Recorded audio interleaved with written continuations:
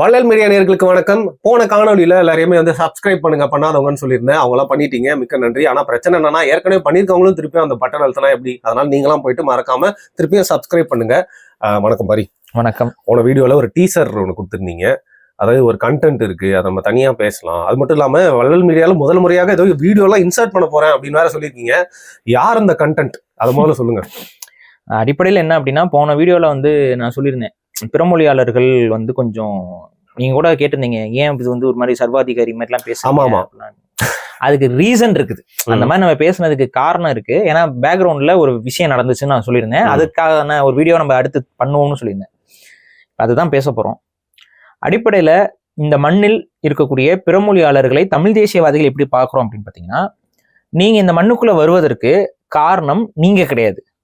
மாறாக உங்க முன்னோர்களுடைய நல்லதோ கெட்டதோ, அவர்கள் பஞ்சம் பிழைக்க வந்திருக்கலாம், இல்ல படையெடுத்து வந்திருக்கலாம். இதெல்லாம் உங்க முன்னோர்கள் பண்ணது. அது சரியோ தப்போ, ஆனா வந்துட்டீங்க தமிழ்நாட்டுக்கு. ஆனா நீங்க இந்த தமிழ் மண்ணில் வாழ்றீங்க, உங்களை வாழ வைக்கிறோம் தமிழர்கள். இதுல எல்லாம் எனக்கு எந்த மாற்று கருத்தும் கிடையாது, எந்த ஒரு வெறுப்புணர்வும் கிடையாது. ஆனா இங்க இருக்கக்கூடிய பிறமொழியாளர்கள், நம்ம இந்த மண்ணில் இருக்கோம், இது தமிழர்களுக்கான மண், இந்த மண்ணுல நம்ம வாழலாம். ஆனா இந்த மண்ணை உரிமை கொண்டாடுவதோ இல்லை இந்த மண்ணை நம்ம விருப்பத்திற்கு மாற்றி அமைப்பதோ ரொம்ப தப்பு.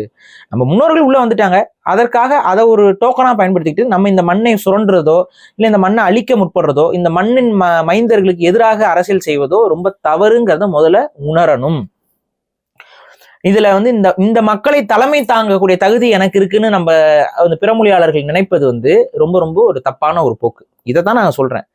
இப்ப அப்படிலாம் நினைக்கிறாங்களா பிறமொழியாளர்கள்னா? ஆமா, அப்படிதான் நினைக்கிறாங்க. அதனால தான் இன்னைக்கு தமிழ்நாட்டில் இருக்கக்கூடிய பல அரசியல் கட்சி தலைவர்கள், இங்க எத்தனையோ கட்சிகள் இருக்குல்ல, அந்த கட்சிகள் எல்லாத்தையுமே பட்டியல் போட்டுட்டு, அந்த கட்சியோட தலைமைகள் எல்லாத்தையுமே நீங்களே பட்டியல் போட்டு, அதுல எத்தனை பேர் தமிழர்கள், எத்தனை பேர் தமிழர் அல்லாதவர்கள்னு பாருங்க. அமைச்சர்கள் உட்பட அமைச்சர்கள் நேத்து கூட ஒரு காணொலி போட்டிருந்தீங்க பாருங்க. பொறுப்புல இருக்கக்கூடிய அமைச்சர்கள், கட்சியை தொடங்கக்கூடிய கட்சி தலைவர்கள், அரசியல்ல இருக்கக்கூடிய பெரிய பெரிய முதலமைச்சர்கள், இவங்களே நீங்க பட்டியல் போட்டு பாருங்க. தமிழர்களை விட அதிகமாகத்தான் பிறமொழியாளர்கள் தமிழ் மண்ணில் ஆதிக்கம் செலுத்துகிறார்கள். அரசியல் ரீதியா, பொருளாதார ரீதியா, வணிகர்கள் எடுத்துக்குவோம். தமிழ்நாட்டில் இருக்கக்கூடிய பெரும் வணிகர்களை ஒரு 5000 பேர் எடுங்க. முதல் லிஸ்ட்ல இருந்து 5000 பேர், ஃபர்ஸ்ட் பணக்காரங்கள்ல இருந்து அடுத்த 5000 பணக்காரங்க எடுங்க. இந்த 5000 பேர்ல எத்தனை பேர் தமிழர்கள், எத்தனை பேர் பிறமொழியாளர்கள், நீங்களே கணக்கிட்டு சொல்லுங்க. நான் கணக்கே போடல, நீங்க கணக்கு பண்ணி சொல்லுங்க.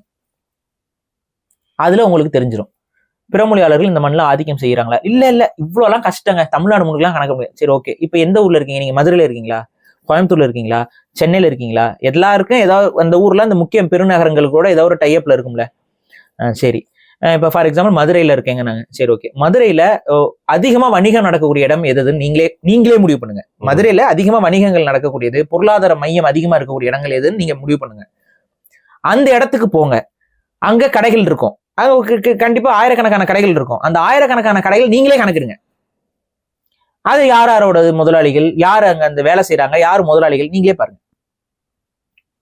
இது தமிழ்நாட்டுடைய ஃபாஸ்டான ஏரியான்னு சொல்லுவாங்கல்ல, பணக்காரர்கள் மட்டுமே வசிக்கக்கூடிய பகுதிகள். அந்த பகுதிகளுக்கு போங்க.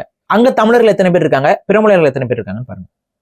இந்த தமிழ்நாட்டுல பெரிய நகரங்கள்ல இருக்கக்கூடிய பெரிய பெரிய அபார்ட்மெண்ட்ஸ் இருக்குல்ல, அந்த அபார்ட்மெண்ட்ல 3 கோடி இது இந்த மாதிரி அதாவது இந்த கோடிக்கு மேல இருக்கக்கூடிய அபார்ட்மெண்ட்ஸ், இது எல்லாத்துக்குமே போங்க. அங்க இருக்கக்கூடிய மக்களை கணக்கிடுங்க, அந்த அந்த வாங்கியிருக்கோம்.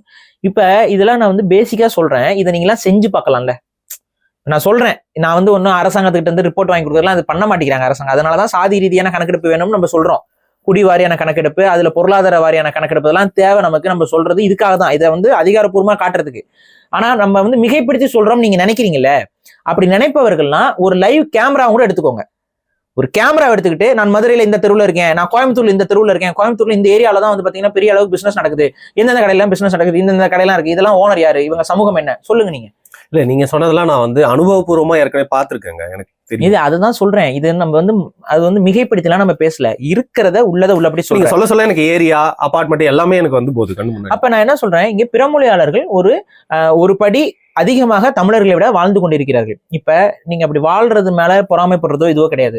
ஆனா அந்த இடத்துக்கு நீங்க நகர்வதற்கு என்னென்ன வேலைகளை செய்தீர்கள்? அந்த இடத்துக்கு நான் உழைத்துத்தான் வந்தேன்னு நீங்க சொல்ல போறீங்களா? அது உண்மை அல்ல, உங்களுக்கு நல்லா தெரியும். இங்க ஒரு பெரிய பணக்காரனா இருக்கானா, அவன் எந்த அளவுக்கு வரி ஏய்ப்பு செய்யறான், எந்த அளவுக்கு தவறான பிசினஸ்க்குள்ள இன்வால்வ் ஆகுறான், இதெல்லாம் நம்ம பார்த்துட்டு தான் இருக்கிறோம். அதுல தமிழர்கள் செய்யவே இல்லையானா சொல்ல, தமிழர்களும் செய்யறாங்க ஒரு சிலர். அந்த இடத்துக்கு போனோம்னா இந்த தவறான விஷயம் செய்யறாங்க. ஆனா இந்த இடத்துல என்னன்னா அரசியலும் இவர்கள் கையில இருக்கனால இவங்களுக்கு வேண்டப்பட்டவர்களுக்கு பாதுகாப்பு கிடைச்சிருது, இவங்களுக்கு வேண்டப்படாதவர்களுக்கு இங்க அவங்க மாட்டிக்குவாங்க. இப்ப நான் கேட்கிறேன், அதிகமா இந்த முறைகேடுகள் செய்து அதிக முறைகேடுல தமிழ்நாட்டுல கைதான நபர்கள்லாம் இருப்பாங்கல்ல, அதுல எத்தனை பேர் பிறமொழியாளர்கள், எத்தனை பேர் தமிழர்கள் பாருங்க. இங்க தமிழர்கள் அதிகமா இருக்காங்க. எப்படி? ஏன் அப்படி? ஏன்னா பிறமொழியாளர்கள் கட்டுப்பாட்டுல அரசாங்கம் இருக்கு. அந்த அரசாங்கம் யாரை கண்டிக்குதுன்னா, தமிழர்கள் யாராவது இந்த மாதிரி முறைகேடு பண்ணா அவங்கள அழகா பிடிச்சிருது, அவங்க மேல இது பண்ணுது. ஆனா அதே இதை வேற நபர்கள் பண்ணும்போது அப்படி பேசுறது இல்ல. லாபி அந்த நான் இப்படி சொல்றேன், தமிழ்நாட்டுல மணல் கொள்ளையன் யாருன்னு சொன்னா எல்லாரும் டக்கு டக்கு டக்குன்னு பதில் சொல்லுவீங்க. தமிழ்நாட்டுல கல்வி கொள்ளையன் யாருன்னு சொன்னீங்கன்னா இவங்க எல்லாம் இந்த மாதிரி என்னென்ன கொள்ளையர்களுக்கு நீங்க பட்டம் வச்சிருக்கீங்களோ அவங்க எல்லாம் யாருன்னு கேட்டீங்கன்னா டக்கு டக்கு டக்கு டக்குன்னு சொல்லிடுவாங்க. ஏன் ஒரு படி மேல போய் போலி சாமியார்கள் யாருன்னு கேட்டா முதல் ஆளா நித்யானந்தாவை சொல்லுவீங்க. அது நித்யானந்தா மட்டும்தான் இந்த ஊர்ல போலி சாமியாரா? ஏன்னா நித்யானந்தா மட்டும்தான் தமிழன். இந்த போலி சாமியார்கள்ல நித்யானந்தா மட்டும்தான் தமிழன், பிறப்பால் அவன் தான் தமிழன். ஆனா அவன் மட்டும் போலி சாமியார் இங்க எல்லாரும் சொல்லிடுவாங்க. மத்த சாமியார்லாம் என்ன உண்மையாவே இறைவனோட அருள் பெற்றவர்களா? இல்ல அவங்கெல்லாம் வந்துட்டு இந்த பெண்கள் இந்த மாதிரியான விஷயங்கள மாட்டவே இல்லையா? இப்போ கூட கொஞ்சம் ஒரு நாளைக்கு முன்னாடி ஒரு ஆள் மாட்டினாப்ல, ஒரு வருஷத்துக்கு முன்னாடி. அவர்லாம் பிறமொழியாளர். அப்ப அவர் அதை பேச மாட்டாங்க, அப்படியே பாப்புலர் கல்ச்சர்ல வராது, யாரும் அதை கிண்டல் அடிக்க மாட்டாங்க, யாரும் கலாய்க்க மாட்டாங்க. ஆனா நித்யானந்தா மட்டும் போட்டு காலி பண்ணி விட்டுருவாங்க. சிவசங்கர் பாபா. இப்ப அவங்களாம் பிறமொழியாளர். அப்ப அவங்களெல்லாம் அப்படியே இருப்பாங்க. அதுக்கு முன்னாடி ஒருத்தர் கல்கி பாபா, கல்கின்னு ஒருத்தர் இருந்தாரு. இவங்கெல்லாம் யாரு? பிறமொழியாளர்கள். இவங்கெல்லாம் நல்லவங்க. தமிழர்கள் யாராவது ஒருத்தவங்க இதை பண்ணும்போது அவங்க கெட்டவங்களா ஹைலைட் பண்ணி காட்டுறது. இதுதான் ஒரு மைல்டு பாலிடிக்ஸ். இந்த மைல்டு பாலிடிக்ஸ் காலங்காலமா தமிழ்நாட்டில் நடந்துகிட்டே இருக்கு. மைல்டுங்கிறீங்கன்னா ஹார்ஷா இருக்குங்க. அது ஒரு ரியாலிட்டி ஹார்ஸுங்க. ஆனா அது மறைமுகமா பண்ணிக்கிட்டே இருக்காங்க மைல்டா. எப்படி இப்படிலாம் பண்றாங்க இத? இப்ப ஒண்ணும் இல்ல, சமீபத்துல திமுக உடைய எம்எல்ஏ ஒருத்தர் வந்து என்ன பேசியிருக்காரு, நாயுடு ஏன் சாதிக்காரன்னு பேசியிருக்காரு. ஒருத்தனும் பேசல. இப்ப இதே இது நாங்க தேவமாறு அப்படின்னு சொல்லி யாராவது ஒரு திமுக எம்எல்ஏவோ இல்ல அதிமுக எம்எல்ஏவோ பேசியிருந்தா நீங்க பேசியிருப்பாங்களா? பேசிக்க மாட்டாங்க. நிறைய அதிகமா பேசப்பட்டிருக்கோம். இப்ப புரியுதா நான் சொல்றது? பூஸ்ட் பண்றாங்க. இவ்வளவுதான் விஷயம். இப்ப என்னன்னா மறைமுகமாக உங்களோட பிறமொழியாளர்கள் உங்க வெளிப்படையா சொன்னா உங்க சாதிக்காரர்களை நீங்க பாதுகாத்துக்கிறீங்க. ஆனா தமிழ் சமூகத்துல இருக்க யாராவது ஒருத்தவங்களுக்கு ஏதாவது ஒரு பிரச்சனையோ இதுவோ வரும் பொழுது அவங்க மேல அதிகப்படியான வன்மத்தை வந்து கக்குறீங்க. இவ்வளவுதான் விஷயம்.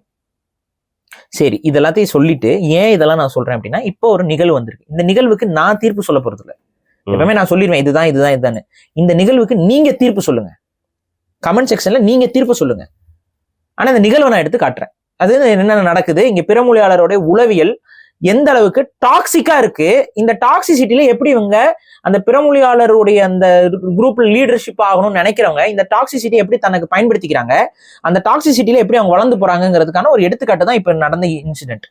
இந்த இன்சிடென்ட் என்னன்னு பாத்தீங்கன்னா ஒன்னும் இல்ல, கொஞ்ச நாளைக்கு முன்னாடி மன்னர் மன்னன் அவர்களை தமிழ் தீவிரவாதி அப்படின்னு சொல்லி ஒரு இணையதளத்துல ஒரு தெலுங்கை தாய்மொழியாக கொண்ட ஒரு மருத்துவ பெண்மணி பேசினாங்க.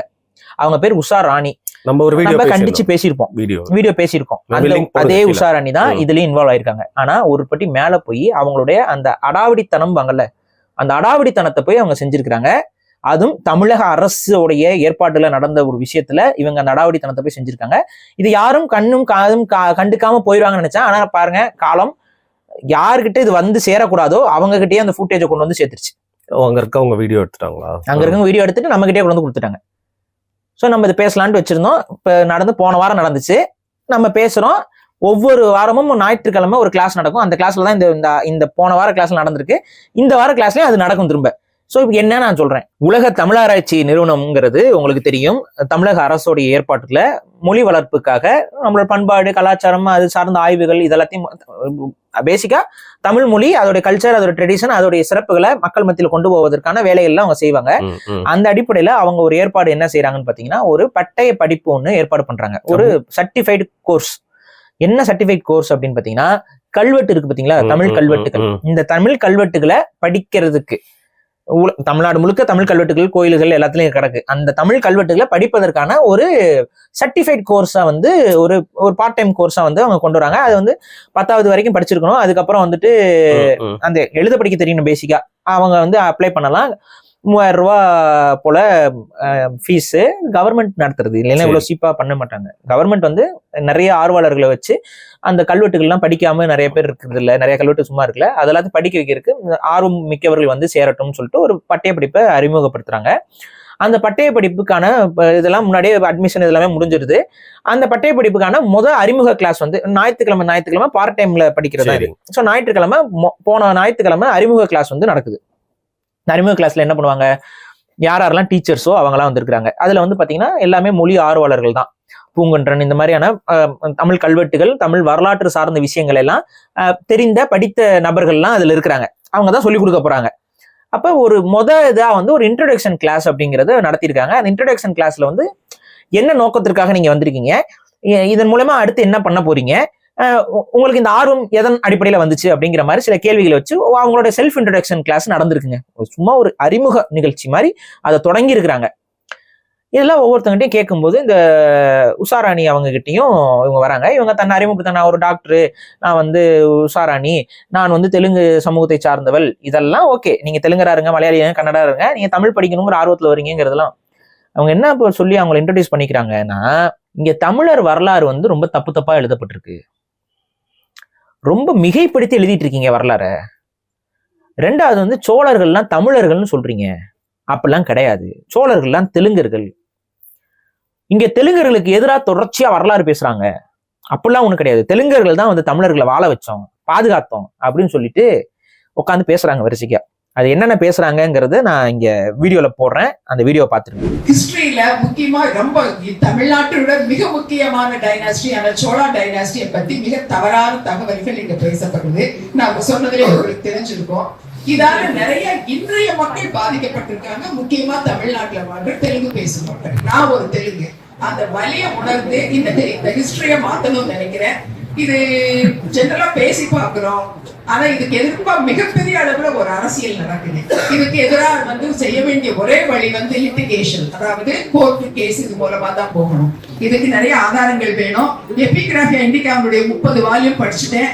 நிறைய முக்கியமான ஆதாரங்கள் நான் யூடியூப் சேனல்லே போட்டிருக்கேன். என்னோட யூடியூப் சேனல் கட்டுரைகளை எழுதுங்க, தரமான ஆய்வு கட்டுரைகளை, நல்ல ஆய்வு கட்டுரை எழுதி உங்ககிட்ட கொடுத்தா என்ன ஆகும்னு எனக்கு தெரியும். வசதிப்பட்டா எல்லாரும் புரிஞ்சுக்கோங்க. என்ன அதனால நான் வந்து சமூக பாதுகாப்புங்கிற பேர்ல என்னுடைய இந்த ஸ்டடிஸ் இதை எல்லாத்தையும் எபிகிராஃபியா இண்டிகாவில இருந்து காமிச்சேமுன்னு அந்த எவிடன்ஸோட அதை கொடுத்துருக்கிறேன். அதையும் பாருங்க. இப்ப எனக்கு என்னன்னா, இன்னும் இதை பத்தி நிறைய தெரிஞ்சுக்கிட்டாதான் லீகலா நான் மூவ் பண்ணும்போது எனக்கு இன்னும் வேல்யூபிளா இருக்குங்கிறதுக்காக கல்வெட்டுகளை நானே படிச்சு தெரிஞ்சுக்கிற அளவுக்கு நான் அதை தெரிஞ்சுக்கணும்னு.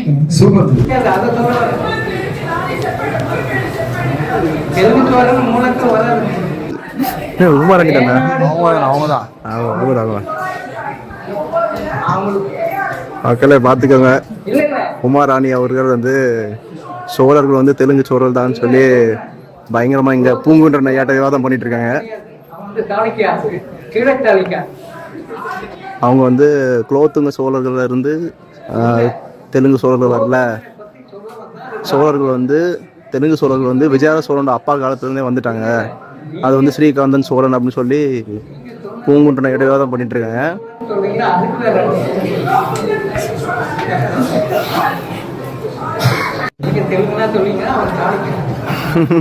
பூங்குன்றையா தெரியாம சொல்லிட்டாரு, தெலுங்கு சோழர்கள் எதுவும் கிடையாது.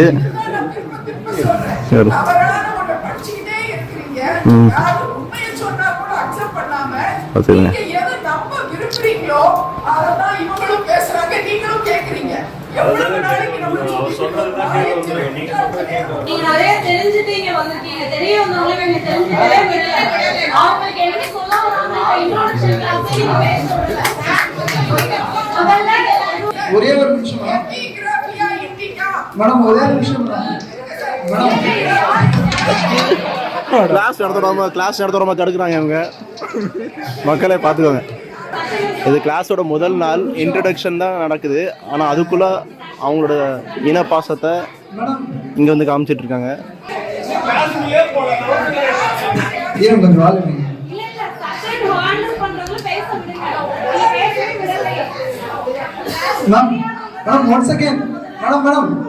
ஒரே நிமிஷம் அமைதியா இருங்க.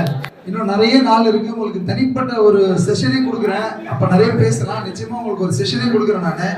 அவரு வேற ஒரு நிகழ்ச்சி இருக்கு சார், கேம்ப் வெயிட் பண்ணுங்க.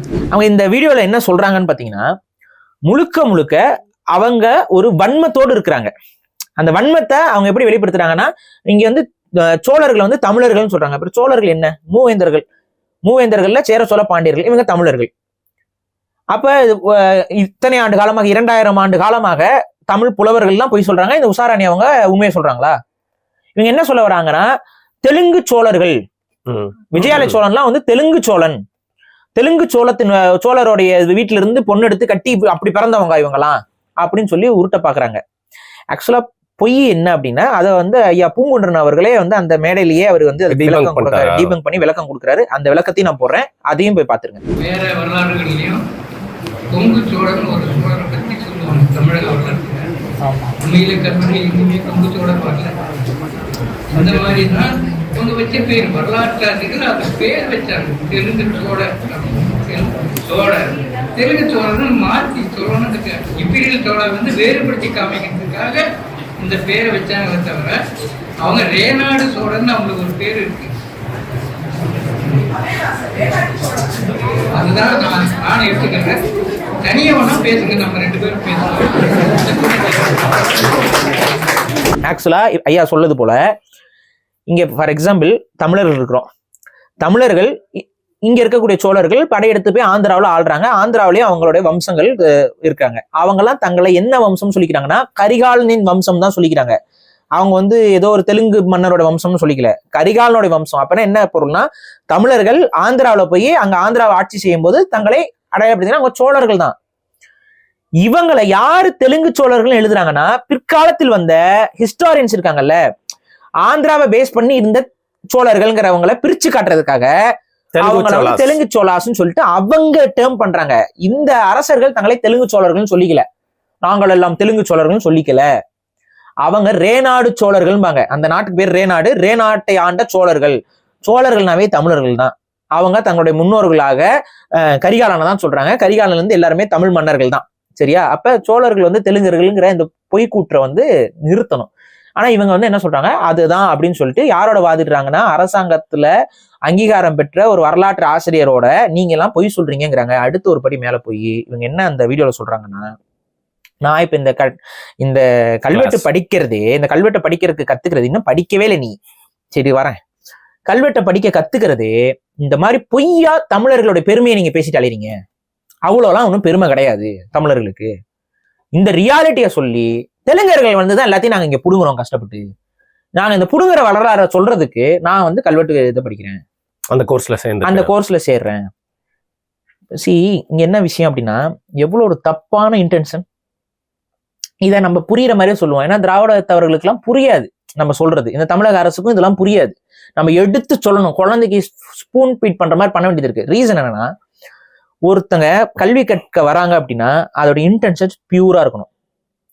தப்பான இன்டென்ஷன் கொண்டவர்களுக்கு அந்த கல்வி போய் சேர்றது ஆபத்தாக போய் முடியும். ஏதோ ஒரு விஷயத்த பாயிண்ட் நிறுவறதுக்காக அவங்க படிக்கிறவங்க நேரேட்டிவ் செட் பண்ண முடியாது ஆக்சுவலா. ஏன்னா வந்து ரியாலிட்டியில என்ன இருக்குதோ அதை தான் நீங்க படிக்க முடியும். ஸோ அந்த உங்க ரியாலிட்டியை வச்சு அங்கே தான் ஒன்றும் பண்ண புடுங்க முடியாது உங்களால. ஏன்னா இது வரைக்கும் இருக்கக்கூடிய கல்வெட்டு ஆய்வாளர்கள்லாம் வந்து தமிழர் வரலாற்றை வந்து அப்படியே எல்லாம் மக்களுக்கு தெரியணும் அப்படிலாம் பண்ணல. இருக்கிற வரலாறே நம்மளால மக்கள்கிட்ட கொண்டு போய் சேர்க்க முடியாம தான் 90% உண்மை வரலாறு என்பது முடங்கி கிடக்கு. இத்தனை ஆண்டு காலம் தொடர்ச்சியா பேசிட்டு இருக்கிறோம். தமிழர்களுடைய நாகரிகம் தான் முதலில் அயனேஜை கொண்டு வந்தது. உலகத்துக்கே இரும்பை கொண்டு வந்தவர்கள் தமிழர்கள் நம்ம சொல்றோம். மன்னன் சொல்லியிருக்காப்புல. இன்னும் அதற்கு முன்பு இருக்கக்கூடிய சில ஆய்வாளர்கள் பல தரவுகளை வச்சிருந்தாங்க. யாராவது ஏத்துக்கிட்டாங்களா? இன்னைக்கு தமிழக அரசு வந்து வெளியில சொல்லும் பொழுது அது உறுதியாக்கப்படுகிறது. பலரும் பேச்சு பொருளாகிறாங்க. அப்ப தமிழக அரசும் முனைப்போட இதெல்லாம் செயல்படணும். அப்ப நோக்கம் என்ன? இந்த தமிழ் மக்களுக்கு ஒரு வரலாறு இருக்குது, நீண்ட நெடிய பாரம்பரியம் இருக்கு, அவர்களுடைய மொழி ஒரு சிறப்பான மொழி, ஒரு சிறந்த வாழ்வியல் கொண்ட மக்களாக தமிழர்கள் வாழ்கிறார்கள். இதற்கு தானே அகழ்வாய்வு. தமிழை ஒண்ணும் இல்லாதவன், அவனுக்கு ஒண்ணும் தெரியாது, அவன் முட்டாளு, அவனுக்கு ஒரு விஷயமும் இல்லை, இதுக்காக அகழ்வாய்வா? இல்ல இதே மன்னன் சொன்னாருன்னு சொன்னதே அன்னைக்கு நிறைய பேர் வந்து திட்டிட்டு பிரச்சனை பண்ணிட்டு இருந்தாங்க. ஏன்னா அவ்வளவு வெறுப்பு, தமிழர்களுடைய பெருமைகளை பற்றி பேசுவார்கள் மேல அவ்வளவு வெறுப்பு. இந்த அம்மாவுக்கும் தான் வெறுப்பு. இந்த அம்மா அதனாலதான் சொல்லிட்டு இருந்துச்சு, மன்னனை வந்து தமிழ் தீவிரவாதின்னுச்சு. இந்த அம்மா இப்ப எதுக்கு வந்து இப்ப தமிழ் படிக்கக்கூடிய இடத்துல வந்து உட்காந்துருக்கு? தெலுங்கு தீவிரவாதி வந்து என்ன சொல்லுதுன்னா, நான் வந்து உங்க மேல எல்லாம் கேஸ் போட போறேன். யார் மேலாம்? தமிழ் ஆய்வாளர்கள் மேல. தமிழை பத்தி பெருமையா பேசிக்கிட்டு இருக்கீங்க, உங்க மேல நான் கேஸ் போட போறேன். பேசி இருக்குது, வீடியோல இருக்கு. புரியலையேங்க. உளவியலா ஒன்னா அவங்களுக்கு வந்து உளவியலா மென்டலா இருக்கணும். மென்டல்ஸை கொண்டு வந்து நீங்க மித்தவங்க படிக்கிற இடத்துல விட்டா அது ஆபத்து. அவங்க வந்து ஒரு மூளை மழுங்கியவர், அவருக்கு மூளை மழுங்கிருச்சு, அதனால இந்த மாதிரி வந்து ரகலை பண்ணிக்கிட்டுங்க, அவங்க பைத்தியக்காரர்கள் அப்படின்னு சொல்லிட்டு நீங்க வகைப்படுத்திட்டு அவங்கள அனுப்பிடுங்க. இல்ல அப்படின்னா இது எல்லாரையும் டிஸ்டர்ப் பண்ற வேலை இது. அவங்க அன்னைக்கு நோக்கமே என்னன்னா அந்த கிளாஸ் நடக்கக்கூடாது, கலகம் பண்ணும் அப்படின்னு. கலகம் தான் பண்றாங்க. அவங்க எந்திரிச்சுக்கிட்டு அவங்க ரகலை பண்ணிக்கிட்டு, அதாவது அங்க சொல்லி கொடுக்க வந்திருக்கவங்களுக்கு ஒன்னும் தெரியாதான், அப்புறம் எதுக்கு கத்துக்க வந்திருக்காங்க? புரியுதா இன்டென்ஷனு? அங்க மித்தவங்க மத்தியில அங்க சொல்லிக் கொடுக்கக்கூடிய வாதியார்களை வந்து இழிவுபடுத்துறது. அப்ப அவங்க இப்ப கத்துக்க வரவங்களுக்கு எல்லாம் தன்னார்வத்தோட வரவங்க. அந்த தன்னார்வலர்களுக்கு என்ன தோணும்? ஐயோ இவங்களுக்கே சரியா தெரியாது, இவங்களுக்கே எதுவும் தெரியாது, குழப்பம் ஏற்படும், கன்ஃபியூஷன் ஆகும். அந்த கன்ஃபியூஷன்ல அவங்க கத்துக்காம போயிருவாங்க. இல்ல வர்றது, ஏன்னா இது வாரம் வந்து கத்துக்கிறது விருப்பத்தின் அடிப்படையில, அதுவும் சண்டேஸ் ஹாலிடேல. அப்ப ரொம்ப விருப்பம் இருக்கவங்க தான் வருவாங்க. ஆனா இந்த மாதிரியான குடைச்சல் மிகுந்த கூட்டத்தை உள்ள கொண்டு விட்டோம்னா அவங்களை கெடுத்து விடுறது, குழப்பி விடுறது. அவங்க இவங்களோட சண்டையிலேயே போயிடுச்சுன்னா கிளாஸ் அறிமுக கூட்டத்திலே சண்டை இந்த அம்மா போடுது. இப்ப இன்னும் நான் அதை ஸ்பூன் ஃபீட் பண்ணணும்ல, அதுக்கு நான் ஸ்பீட் பண்றேன். ஒருத்தங்க தப்பான இன்டென்ஷனோட ஒரு கிளாஸ்க்கு வராங்கன்னா அவங்கள அந்த கிளாஸ்ல இருந்து இருக்கக்கூடாது. இதுக்கு ஒரு பேசிக்கான எக்ஸாம்பிள் என்ன அப்படின்னா, இப்ப ஒரு கெமிஸ்ட்ரி கிளாஸ் ஒரு ஸ்கூல்ல சொல்லி கொடுக்குறோம். அங்க ஒருத்தர் கத்துக்க வராப்ல வந்து உட்காந்துக்கிட்டு இதை கத்துக்கிட்டு நீங்க என்ன பண்ண போறீங்கன்னா, பேர் வால்டர் ஒயிட் கரெக்டா? இல்ல அதெல்லாம் தெரியல, விடுங்க. ஒரு பொதுவா பேர் சொல்றேன். ஒரு கெமிஸ்ட்ரி கிளாஸ்ல வரான். இல்லைங்க, நாங்க மக்கள்லாம் இருக்கிறாங்க, அவங்களாம் சந்தோஷமா இருக்காங்க, அவங்களெல்லாம் சாகடிக்கணும்னு ஆசை எனக்கு. அந்த மாதிரி அப்ப வந்து நான் ஒரு குண்டு தயாரிக்கணும்னு ஆசைப்படுறேன், ஒரு வெடிகுண்டு தயாரிக்கணும், ஒரு பாம் தயாரிக்கணும். அந்த பாம் எப்படி தயாரிக்கணும் எனக்கு தெரியல. அதான் கெமிஸ்ட்ரி கிளாஸ்ல கொஞ்சம் கத்துக்கிட்டு நம்ம ஒரு கெமிஸ்ட்ரி கத்துக்கிட்டோம் அப்படின்னா நாளை பின்ன குண்டு தயாரிக்கணும், அந்த குண்டை வச்சு அந்த மக்களை எல்லாம் கொல்லலாம்னு நான் ஆசைப்படுறேன் அப்படின்னு ஒருத்தன் சொல்றான். இப்ப இவனுக்கு வந்து அந்த கெமிஸ்ட்ரி கிளாஸ்ல அந்த வாத்தியார் வந்து ஃபீஸ் கட்டிட்டியாப்பா, ஃபீஸ் கட்ட, ஐயோ நீ ஃபீஸ் கட்டிட்டியே, உனக்கு நான் சொல்லி கொடுத்துதான் ஆகணும், எனக்கு வேற வழியே இல்லப்பான்னு சொல்லி கொடுப்பாரா? தீவிரவாதி பயில, அயோக்கிய பயில, மொல்ல மாதிரி பயில, முடிச்ச வைக்க பயில, மக்கள் நிம்மதியா வாழ்றது பொறுக்காம எப்படி கொல்றதுக்கு நினைக்கிறேன்னு சொல்லி அவரை காட்டி கொடுத்தோ இல்ல வந்து அவரை வந்து அடிச்சு விரட்டுவாப்லையா? குண்டு தயாரிக்கிறது, மெத்து தயாரிக்கிறது எதுக்குமே கெமிஸ்ட்ரி வந்து பயன்படக்கூடாது. இல்லைங்க, இன்னொருத்தன், நான் வந்து இந்த கஞ்சா வியாபாரியா இருக்குங்க, ஆனா என்னால கஞ்சா பிசினஸ்ல என்னால வந்து பெரிய அளவு சம்பாதிக்க முடியல. பிரேக்கிங் பேட் அப்படின்னு சொல்லி ஒரு சீசன் பார்த்தேங்க. அது ஒரு கெமிஸ்ட்ரி வாதியார் தான் வந்து அவர் மெத்த வந்து அது பியூரஸ்ட் ஃபார்ம் ஆஃப் மெத்த அவர் தயாரிச்சு பெரிய பணக்காரர் ஆவாருங்க. ஸோ இப்போ நான் அவரோட இன்ஸ்பிரேஷன்ல நான் என்ன பண்றேன், நானும் மெத்து தயாரிக்கலாங்கிறதுக்காக இங்க வந்திருக்கேன் சார் அப்படின்னா என்ன பண்ணுவீங்க? சொல்லிக் கொடுப்பீங்களா? ஆமாப்பா வந்து எப்படின்னா இந்த கிசா போதையில எப்படி செய்யணும்னா அப்படி சொல்லி கொடுப்பீங்களா? இல்ல படா விளக்கண்ண அப்படின்னு சொல்லி விரட்டி விடுவீங்களா? அப்ப விரட்டி விடணும்னு உங்களுக்கு நல்லா தெளிவா தெரியுது. ஆனா இவங்களை என்ன சொல்ல வராங்க? தமிழ் மொழியை பாதுகாக்க, தமிழ் மொழியை வளர்க்க, தமிழ் மன்னர்களை பற்றியும் முன்னோர்களை பற்றியும் கல்வெட்டுகளை பற்றி பிரதி எடுத்து தமிழர்கள் மத்தியில் இந்த வரலாற்றை கடத்துவதற்கு இந்த கோர்ஸ் வந்து ஏற்பாடு செய்யப்பட்டிருக்குது. நல்ல இன்டென்ஷன், ரொம்ப குறைஞ்ச விலையில. ஆக்சுவலி இவ்வளவு கம்மியான விலையில யாருமே பண்ணுவாங்களா? வெறும் 3000 ரூபாங்க ஃபீஸு, ஆனுவல் ஃபீஸ்.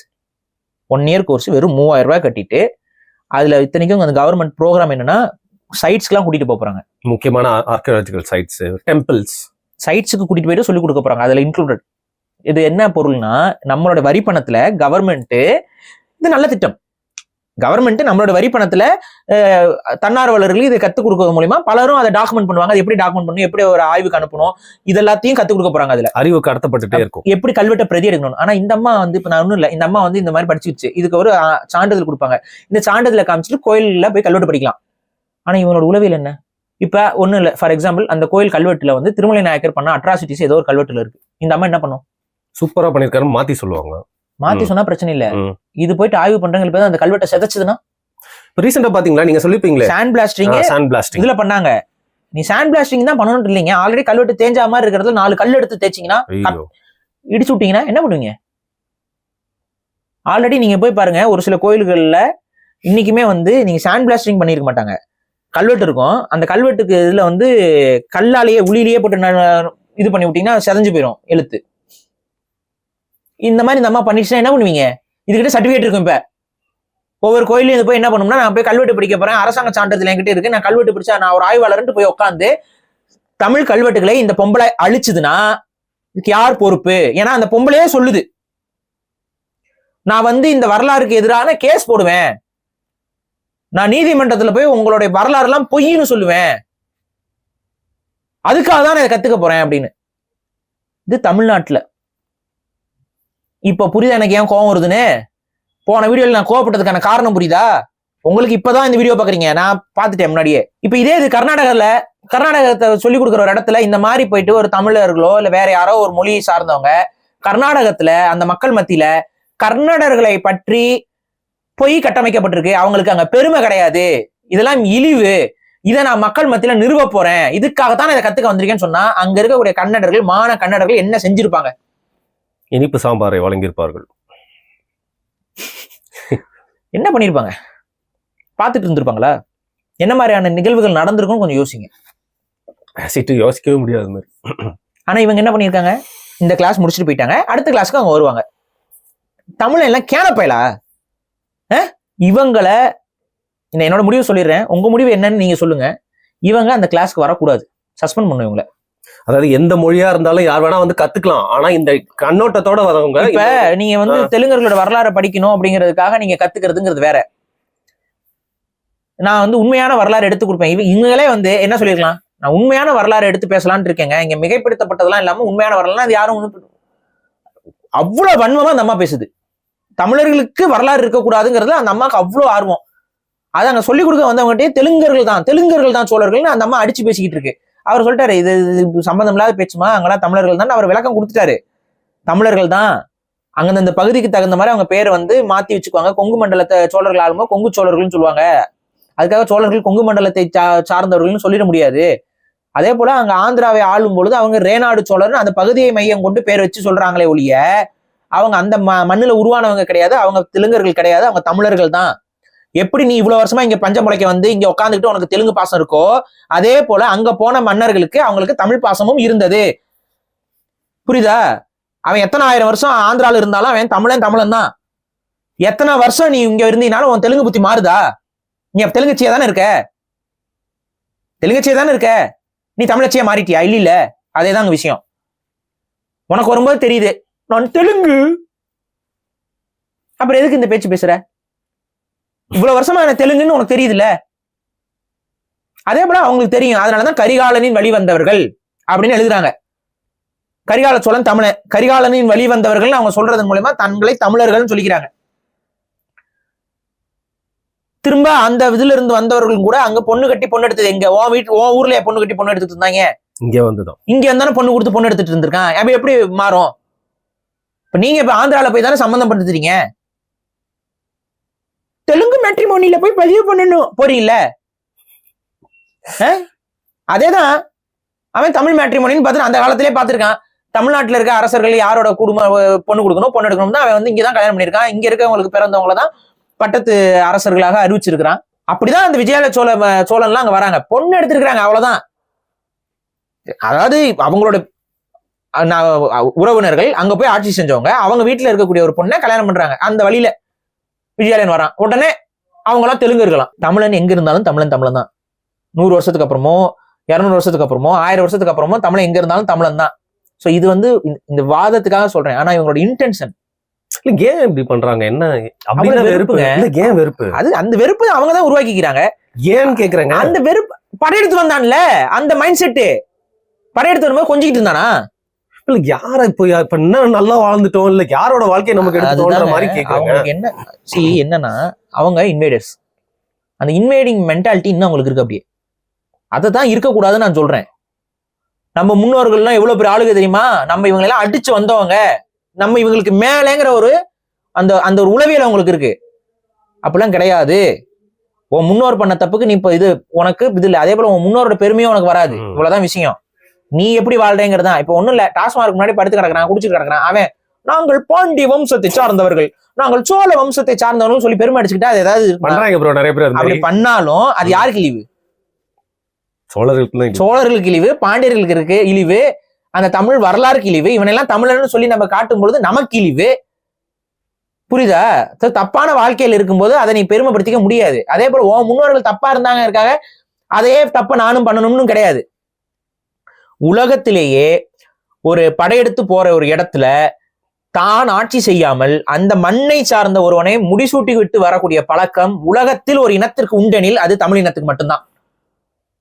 உலகம் முழுக்க அவன் படையெடுத்து போயிருக்கான். அங்க போய் சண்டை, அவன் நல்லது செய்யலாம் போல. உனக்கு புரிஞ்சுக்கணும், இவனுக்கு அங்க ஏதோ பிரச்சனை இருக்கும். அங்க இருக்க மன்னன் இவனுக்கு எதிரானவனா இருப்பான். ஃபார் எக்ஸாம்பிள் வந்து ராஜேந்திர சோழன் கடல் கடந்து கடாரம் வரைக்கும் போறாப்ல. எதனால போறாரு? கடாரம் வரைக்கும் போய் டூர் சுத்தி பார்க்க போறாரா? என்னன்னா அங்க வந்து சீன நாடுகளுக்கு, இந்த நாடுகளுக்கு எல்லா அந்த அந்த பக்கத்தில் இருக்கக்கூடிய கிழக்கேசிய நாடுகளுக்குலாம் வந்துட்டு முழுக்க முழுக்க வணிகம் வந்து அன்னைக்கு சோழர்கள் செஞ்சுக்கிட்டு இருக்காங்க. இந்த ஸ்ரீ விஜயா பேரரசை சார்ந்த அந்த மன்னன் வந்து என்ன பண்றான், அவன் அந்த போற கப்பல்கள் எல்லாத்தையும் வரி மறிச்சு அவன் என்ன பண்றான், கொள்ளையடிக்கிறான். சோழ படகுகளை வந்து அவங்க வியாபாரத்துக்காக போற வியாபாரிகள் போவாங்க. அதாவது இந்த அரசு படைப்படகுகள் மட்டுமே போகாது, வணிக கப்பல்கள் போகும். அந்த வணிக கப்பல்ல மிஞ்சி மிஞ்சி போன காவலர்கள் 2 பேர் 3 பேர் இருப்பான். கார்கோ ஷிப் மாதிரி. அந்த கார்கோ ஷிப் எல்லாத்தையும் வந்து வழிமறிச்சு பண்றான். திருடுறது, அவங்க அடிக்கிறது, அவங்களோட பொருள் எல்லாத்தையும் திருட்டு போட அவன் ஊருக்குன்னு சொல்லி விரட்டி விடுறது, இந்த வேலையெல்லாம் பண்ணிட்டு இருக்கான். அட்ராசிட்டி பண்றான். அப்ப அவனை வந்து என்ன பண்றது, தூது அனுப்புறாங்க. தூதுக்கு அவன் ஒழுங்கா ப்ராப்பர் ரெஸ்பான்ஸ் இல்ல, தூது வர கொன்னுடுறாங்க. இதுக்கு மேல வந்து இவங்கள்ட்ட அமைதி பேச்சுவார்த்தைக்கு வழி இல்ல, பெரிய செலவாகும். கடல் கடந்து போய் நம்ம படையெடுத்து செய்யறதுங்கிறது பெரிய செலவாகும். ஆனா வேற வழி இல்ல. நம்ம வணிகத்தை பாதுகாக்கணும், நம்ம சொல்யூஷனை பாதுகாக்கணும், நம்ம புலிக்கொடிக்கு ஒரு மரியாதை இருக்கணும். அப்படின்னா நம்ம இதை செஞ்சுதான் ஆகணும்னு முடிவு பண்றான். பெரிய எக்ஸ்பெடிஷன் தான். இங்க இருந்து கடல்ல முழுக்க போட்டு யானைகள் எல்லாம் ஏத்திக்கிட்டு போறதுலாம் சாதாரண விஷயம் இல்ல. யாராவது ஒரு படமா எடுங்களேன்பா, செம்மையா இருக்கு ஸ்டோரி. நீங்க எதுவும் எடுக்க வேணாம், நீங்க எதுவும் நொட்ட வேண்டாம், நாங்க வந்து நொட்டிக்கிறோம், நீங்க பேசாம இருங்கப்பா. சத்தியமா நான் சொல்றேன், இவங்களுக்கு அந்த உணர்வு இல்லாமலாம் அந்த படத்தெல்லாம் எடுத்து தொலைஞ்சிடாதீங்க, நாசம் பண்ணிட்டு போயிருவீங்க. செமையா இருக்கு கதை. நம்ம அதை நாங்க பண்ணிக்கிறோம், விடுங்க. எங்களுக்குன்னு ஒரு அதிகாரம் வரும். அன்னைக்கு அந்த அதிகாரத்தோட அதுக்கு ஒரு கலைப்பிரிவு உருவாக்கி அதுல தலை சிறந்த நிபுணர்களை பயன்படுத்தி அந்த வரலாற்றையும் அந்த பெருமிதத்தையும் நாங்க படமா எடுத்துக்கிறோம். தயவு செஞ்சு நோண்டாதீங்க. சோ இவ்வளவுதான் சொல்றேன். அதுக்கப்புறம் என்னன்னா, அங்க போய் படையெடுத்துட்டு போகும்போது அத்தனையும் எடுத்துக்கிட்டு போறாங்க. அங்க போய் அங்க கடல்ல அந்த போய் அங்க பீச்ல அவங்க இறங்க ஆரம்பிக்கிறாங்க. அதுலயே முடிவாயிடுச்சு அவனுக்கு, இது நம்ம சோழி முடிஞ்சுதுரா, நம்மள முடிச்சு விட்டாங்க போங்க அப்படின்னு சொல்லிட்டு அவன் என்ன பண்ணிட்டான், அவன் இறங்கிட்டான். இறங்கி சோழ படைகள்கிட்ட அவனை கைது பண்ணிடுறாங்க. சப்மிசிவா போயிடுறான். அவனை கைது பண்ணிடுறாங்க. கொல்லலாம் இல்ல, சிறைப்படுத்திடுறாங்க. உன் அரசன் உயிரோட தான் இருக்கான், தூக்கிட்டு வா. அவனை தூக்கிட்டு சிறைப்படுத்தி கொண்டு வந்துட்டாங்க. இங்க வந்துட்டு நீங்க வேற, அவர் எங்க செல்ல நல்லா தான் இருப்பாரு, அவர் ராஜாக்கு என்ன மரியாதையோ அதெல்லாம் இருக்கும், அவர் எங்க ஊர்ல இருப்பாரு. உன் பிரதிநிதி அங்க ஆளணும். சோழ பிரதிநிதிகள் வைக்கல, அவன் ஊருக்காரன். எங்களுக்கு விசுவாசமா நீ ஆளணும். இந்த பிரச்சனை எங்க கப்பல் போகணும் வரணும், உனக்கு அதுக்கு என்னென்ன வேணும் அதை நாங்க பண்றோம். எங்களுடைய முகாம்கள் இங்க அமைக்கப்படும். சோழ முகாம்களை நிறுவுறாப்ல. அந்தந்த பகுதிகளில் அந்த கப்பல் இருக்கு, அந்த செக் போஸ்ட் மாதிரி அந்த கடல்கள்ல அந்தந்த தீவுகள் எல்லாம், இந்தந்த தீவுலாம் சோழர்களோட கட்டுப்பாட்டுல இருக்கும். அங்க ஒரு குட்டி படை இருக்கும். அவங்க அந்த படைப்படி அங்க ஒரு வரி வசூல் பண்ணிட்டு அவங்க இருந்துக்குவாங்க. அவங்க வந்து இந்த கப்பல்கள் போக வர்றதுக்கெல்லாம் பாதுகாப்பா இருப்பாங்க. இவ்வளவுதான். இந்த மாதிரிதான் அந்த நாட்டை ஆளலை. அந்த நாட்டு மன்னனுக்கிட்டே அதை ஒப்படைச்சிட்டு, இன்னொரு அடுத்த வாரிசு ஒருத்தர் அவங்ககிட்ட ஒப்படைச்சிட்டு, இவனை பணைய கைதியா எடுத்துட்டு போறேன், நீ வந்து எனக்கு விசுவாசமா நீ ஆட்சி செய், முடிஞ்சுது. இவன் போய் முடிச்சுட்டு உட்காரல. புரியுதா நான் சொல்றது? அங்க நட்பாக்கிக்குவான். அது வந்து அந்த இதோட இந்த மாண்பு என்பது தமிழர்களுக்கு மட்டும்தான் உலகத்துல இருந்துச்சு. வேற எவனும் இவ்வளவு செலவு பண்ணிட்டு போயிட்டு அப்படியா நான் வந்து அடிச்சேன், இவன் வந்து சரண்டர் ஆயிட்டான், அவனை விட்டுட்டு வரேன்லாம் வரமாட்டான். அந்த இடத்த தொடர்ந்து அந்த இடத்துலயே உட்காந்து குடியமர்த்தி அங்க இருக்க மக்கள் எல்லாம் அழிச்சு அங்க இருக்க வளங்களை எல்லாம் திருடி சுரண்டி இதுதான் பண்ணுவாங்க. ஆனா அதை தமிழர்கள் பண்ணல. புரியுதுங்களா? அதனாலதான் தமிழர்களுக்கு ஒரு மாண்புங்கிற நம்ம பேசிட்டு இருக்கோம். அந்த மாண்புனாலதான் அவன் அந்த மண்ணின் மைந்தனையே முடிசூட்டிட்டு வரான். இது சோழன் மட்டும் பண்ணல, பாண்டியனும் இதை செஞ்சிருக்கான், சேரனும் இதை செஞ்சிருக்கான். இவங்களுக்குள்ள சண்டை போட்டுக்கிட்ட போதும் இதை தான் செஞ்சிருக்காங்க. புரியுதா? இவங்களுக்குள்ளேயே சண்டை வரும்பொழுதும் இந்த பகுதியை நாள்லாம் இருக்காது. அந்த பகுதிக்கு அந்த அரசனாக யார் இருப்பான்னு பாத்தீங்கன்னா அந்த பாண்டிய மரபை சார்ந்தவன் தான் இருப்பான். கப்பம் கட்டுவான். அந்த கப்பம் கட்டி அவன் வந்து இவங்களுக்கு கீழே இருப்பான். அவ்வளவுதான். அதனாலதான் வம்சங்கள் அழியல, ரொம்ப வருஷத்துக்கு இருந்துச்சு. இந்த வம்சம்லாம் எப்ப மொத்தமா அழிஞ்சுது? நீ வந்த விஜயநகர பேரரசு இந்த மண்ணுக்குள்ள கால் எடுத்து வச்சதுக்கு அப்புறம் தான் சோழ வாரிசுகள் பாண்டிய வாரிசுகளையும் தேடி தேடி தேடி தேடி அழிச்ச. அதுக்கப்புறம் எவனுமே வாரிசுகள் இல்லாம போல இருந்தது, வெளியில சொல்லிக்க முடியல. சொன்னா நீ வந்து கொண்டுருவ. சோழனுடைய வாரிசு இல்லாம இருந்துச்சா? இருந்துச்சு. ஆனா நாங்க தான் சோழருடைய வாரிசுன்னு சொல்லிக்கிட்டா இவன் வந்து கொண்டுருவான். அதனால சொல்லலாம். ஏன்னா நாளைக்கு ஏதாவது படை திரட்டி நாட்டை மீட்கிறேன்ட்டு இறங்கிட்டா அப்ப அதே நான் தான் பாண்டியனோட வாரிசுன்னு சொன்னா கொண்டுருவான். அதனால அந்த வாரிசுகள் எல்லாம் சொல்லாம அப்படியே அமைதி காத்துட்டு நிம்மதியா வாழ்ந்தா போதும்னு போயிடுவாங்கல்ல, அந்த மாதிரி. ஏன்னா யாரெல்லாம் இப்போ திரும்ப அந்த நாட்டை உருவாக்கணும்னு முயற்சி எடுத்தாங்களோ அத்தனை பேரும் கொண்டுகிட்டே தேடி இருந்தாங்க. தேடி கருவ இருக்குது. ஏன்னா இவங்க என்ன சொல்றது, அதாவது தெலுங்கர்கள் வந்து தமிழகத்தை பாதுகாக்கத்தான் வந்தோம். இது என்ன, எந்த ஊர்ல எங்க படையெடுத்து வருவேன் பாதுகாக்க இருக்குருவாங்க, எனக்கு புரியல. எந்த ஊர்ல அது நடக்கும்? ஆனா தமிழ்நாட்டுல மட்டும் இவங்க வரலாறு எப்படி சொல்றாங்க பாத்தீங்களா? இதை ஏத்துக்கணுமா தமிழன்? தெலுங்கர்கள் வந்து தமிழ்நாட்டை பாதுகாக்க வந்தாங்க, இது வரலாறா? இது ஒரு நரேஷனா? இது அப்ப வெள்ளைக்காரன் பாதுகாத்தான் வந்தான் படம். அப்ப அவங்க ஒரு யாரு பாதுகாப்பா? வெள்ளைக்காரன் பாதுகாத்தானே வந்தான் இந்தியாவை. அப்படிதான் எடுத்துக்கணும் இவங்க சொல்றாங்க. இவங்க சொல்றபடி பார்த்தா வெள்ளைக்காரன் பாதுகாத்தானே வந்தான். இல்ல வெள்ளைக்காரன் ரயில்வே ஸ்டேஷன் கட்ட வந்தான். இல்ல வெள்ளைக்காரன் எஜுகேஷன் கொடுக்க வந்தான் அப்படின்னு சொல்றாங்க நிறைய பேர். அப்படி சொல்றது எவ்வளவு முட்டாள்தனமோ அத்தகைய முட்டாள்தனத்தை தான் இவங்க பண்ணிட்டு இருக்காங்க ரொம்ப வருஷமா. முஸ்லீம் அரசர்கள்ட்ட வந்து நாங்க தான் பாதுகாப்புக்கு வந்தோம்னு இவங்க வந்து தொடர்ச்சியா ஒரு பொய்ய. ஏன்னா மக்களுக்கு வரலாறு தெரியாது. உடனே இவங்க என்ன நினைக்கிறாங்க, அதை ஒரு முன்னாடி ஒரு வீடியோல பேசியிருக்கோம், அதை போய் பார்த்துக்கோங்க என்ன நடந்துச்சுட்டு. இவங்க வந்து வடக்குல இருந்து வந்த இஸ்லாமிய படையெடுப்பு, அதுக்கப்புறம் அந்த நான் சொன்னேன்ல அந்த விஜயநகர பேரரசுல அவங்க எப்படி இஸ்லாமிய மன்னர்களால் தான் வளர்க்கப்பட்டார்கள். அவங்க ஹக்கா புக்கா இவங்க அண்ணன் தம்பி இவங்க 2 பேருமே வளர்க்கப்பட்டது வந்து டெல்லி சுல்தான் தான் அவங்களை வளர்க்குது. அவங்கள வந்து என்னோட பிரதிநிதியா நீ போய் ஆட்சி செய்யன்னு சொல்லி தான் அங்க அனுப்புறாங்க.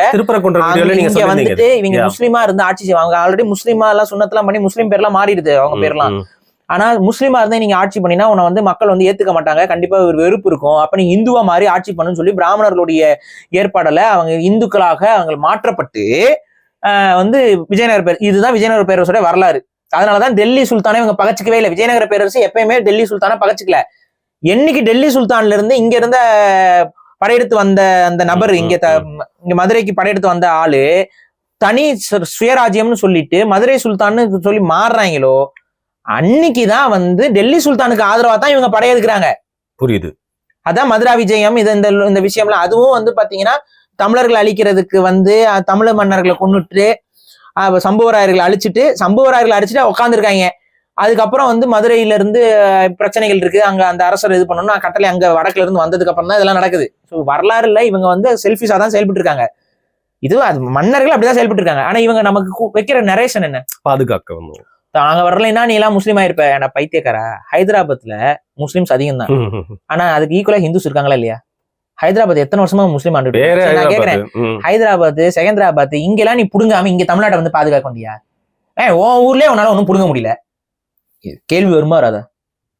உன் ஊரை நீ முஸ்லீம்கிட்ட விட்டுட்டு நீங்க ஓடி வரீனா இதுக்கு என்ன பொருள்? உன் வீட்டுல இருக்க பொண்டாட்டியை பாதுகாக்கிறதுக்கே உனக்கு வழி இல்ல, அடுத்த வீட்டு பொண்டாட்டியை பாதுகாக்க நீ வந்தியா? உன் ஊர்ல இருக்க கோயில்லாம் இடிக்கும் போதெல்லாம் உன்னால காப்பாற்ற முடியல, தமிழ்நாட்டுல கோயில் இடிக்கிறதுக்கு வந்தியா நீங்க?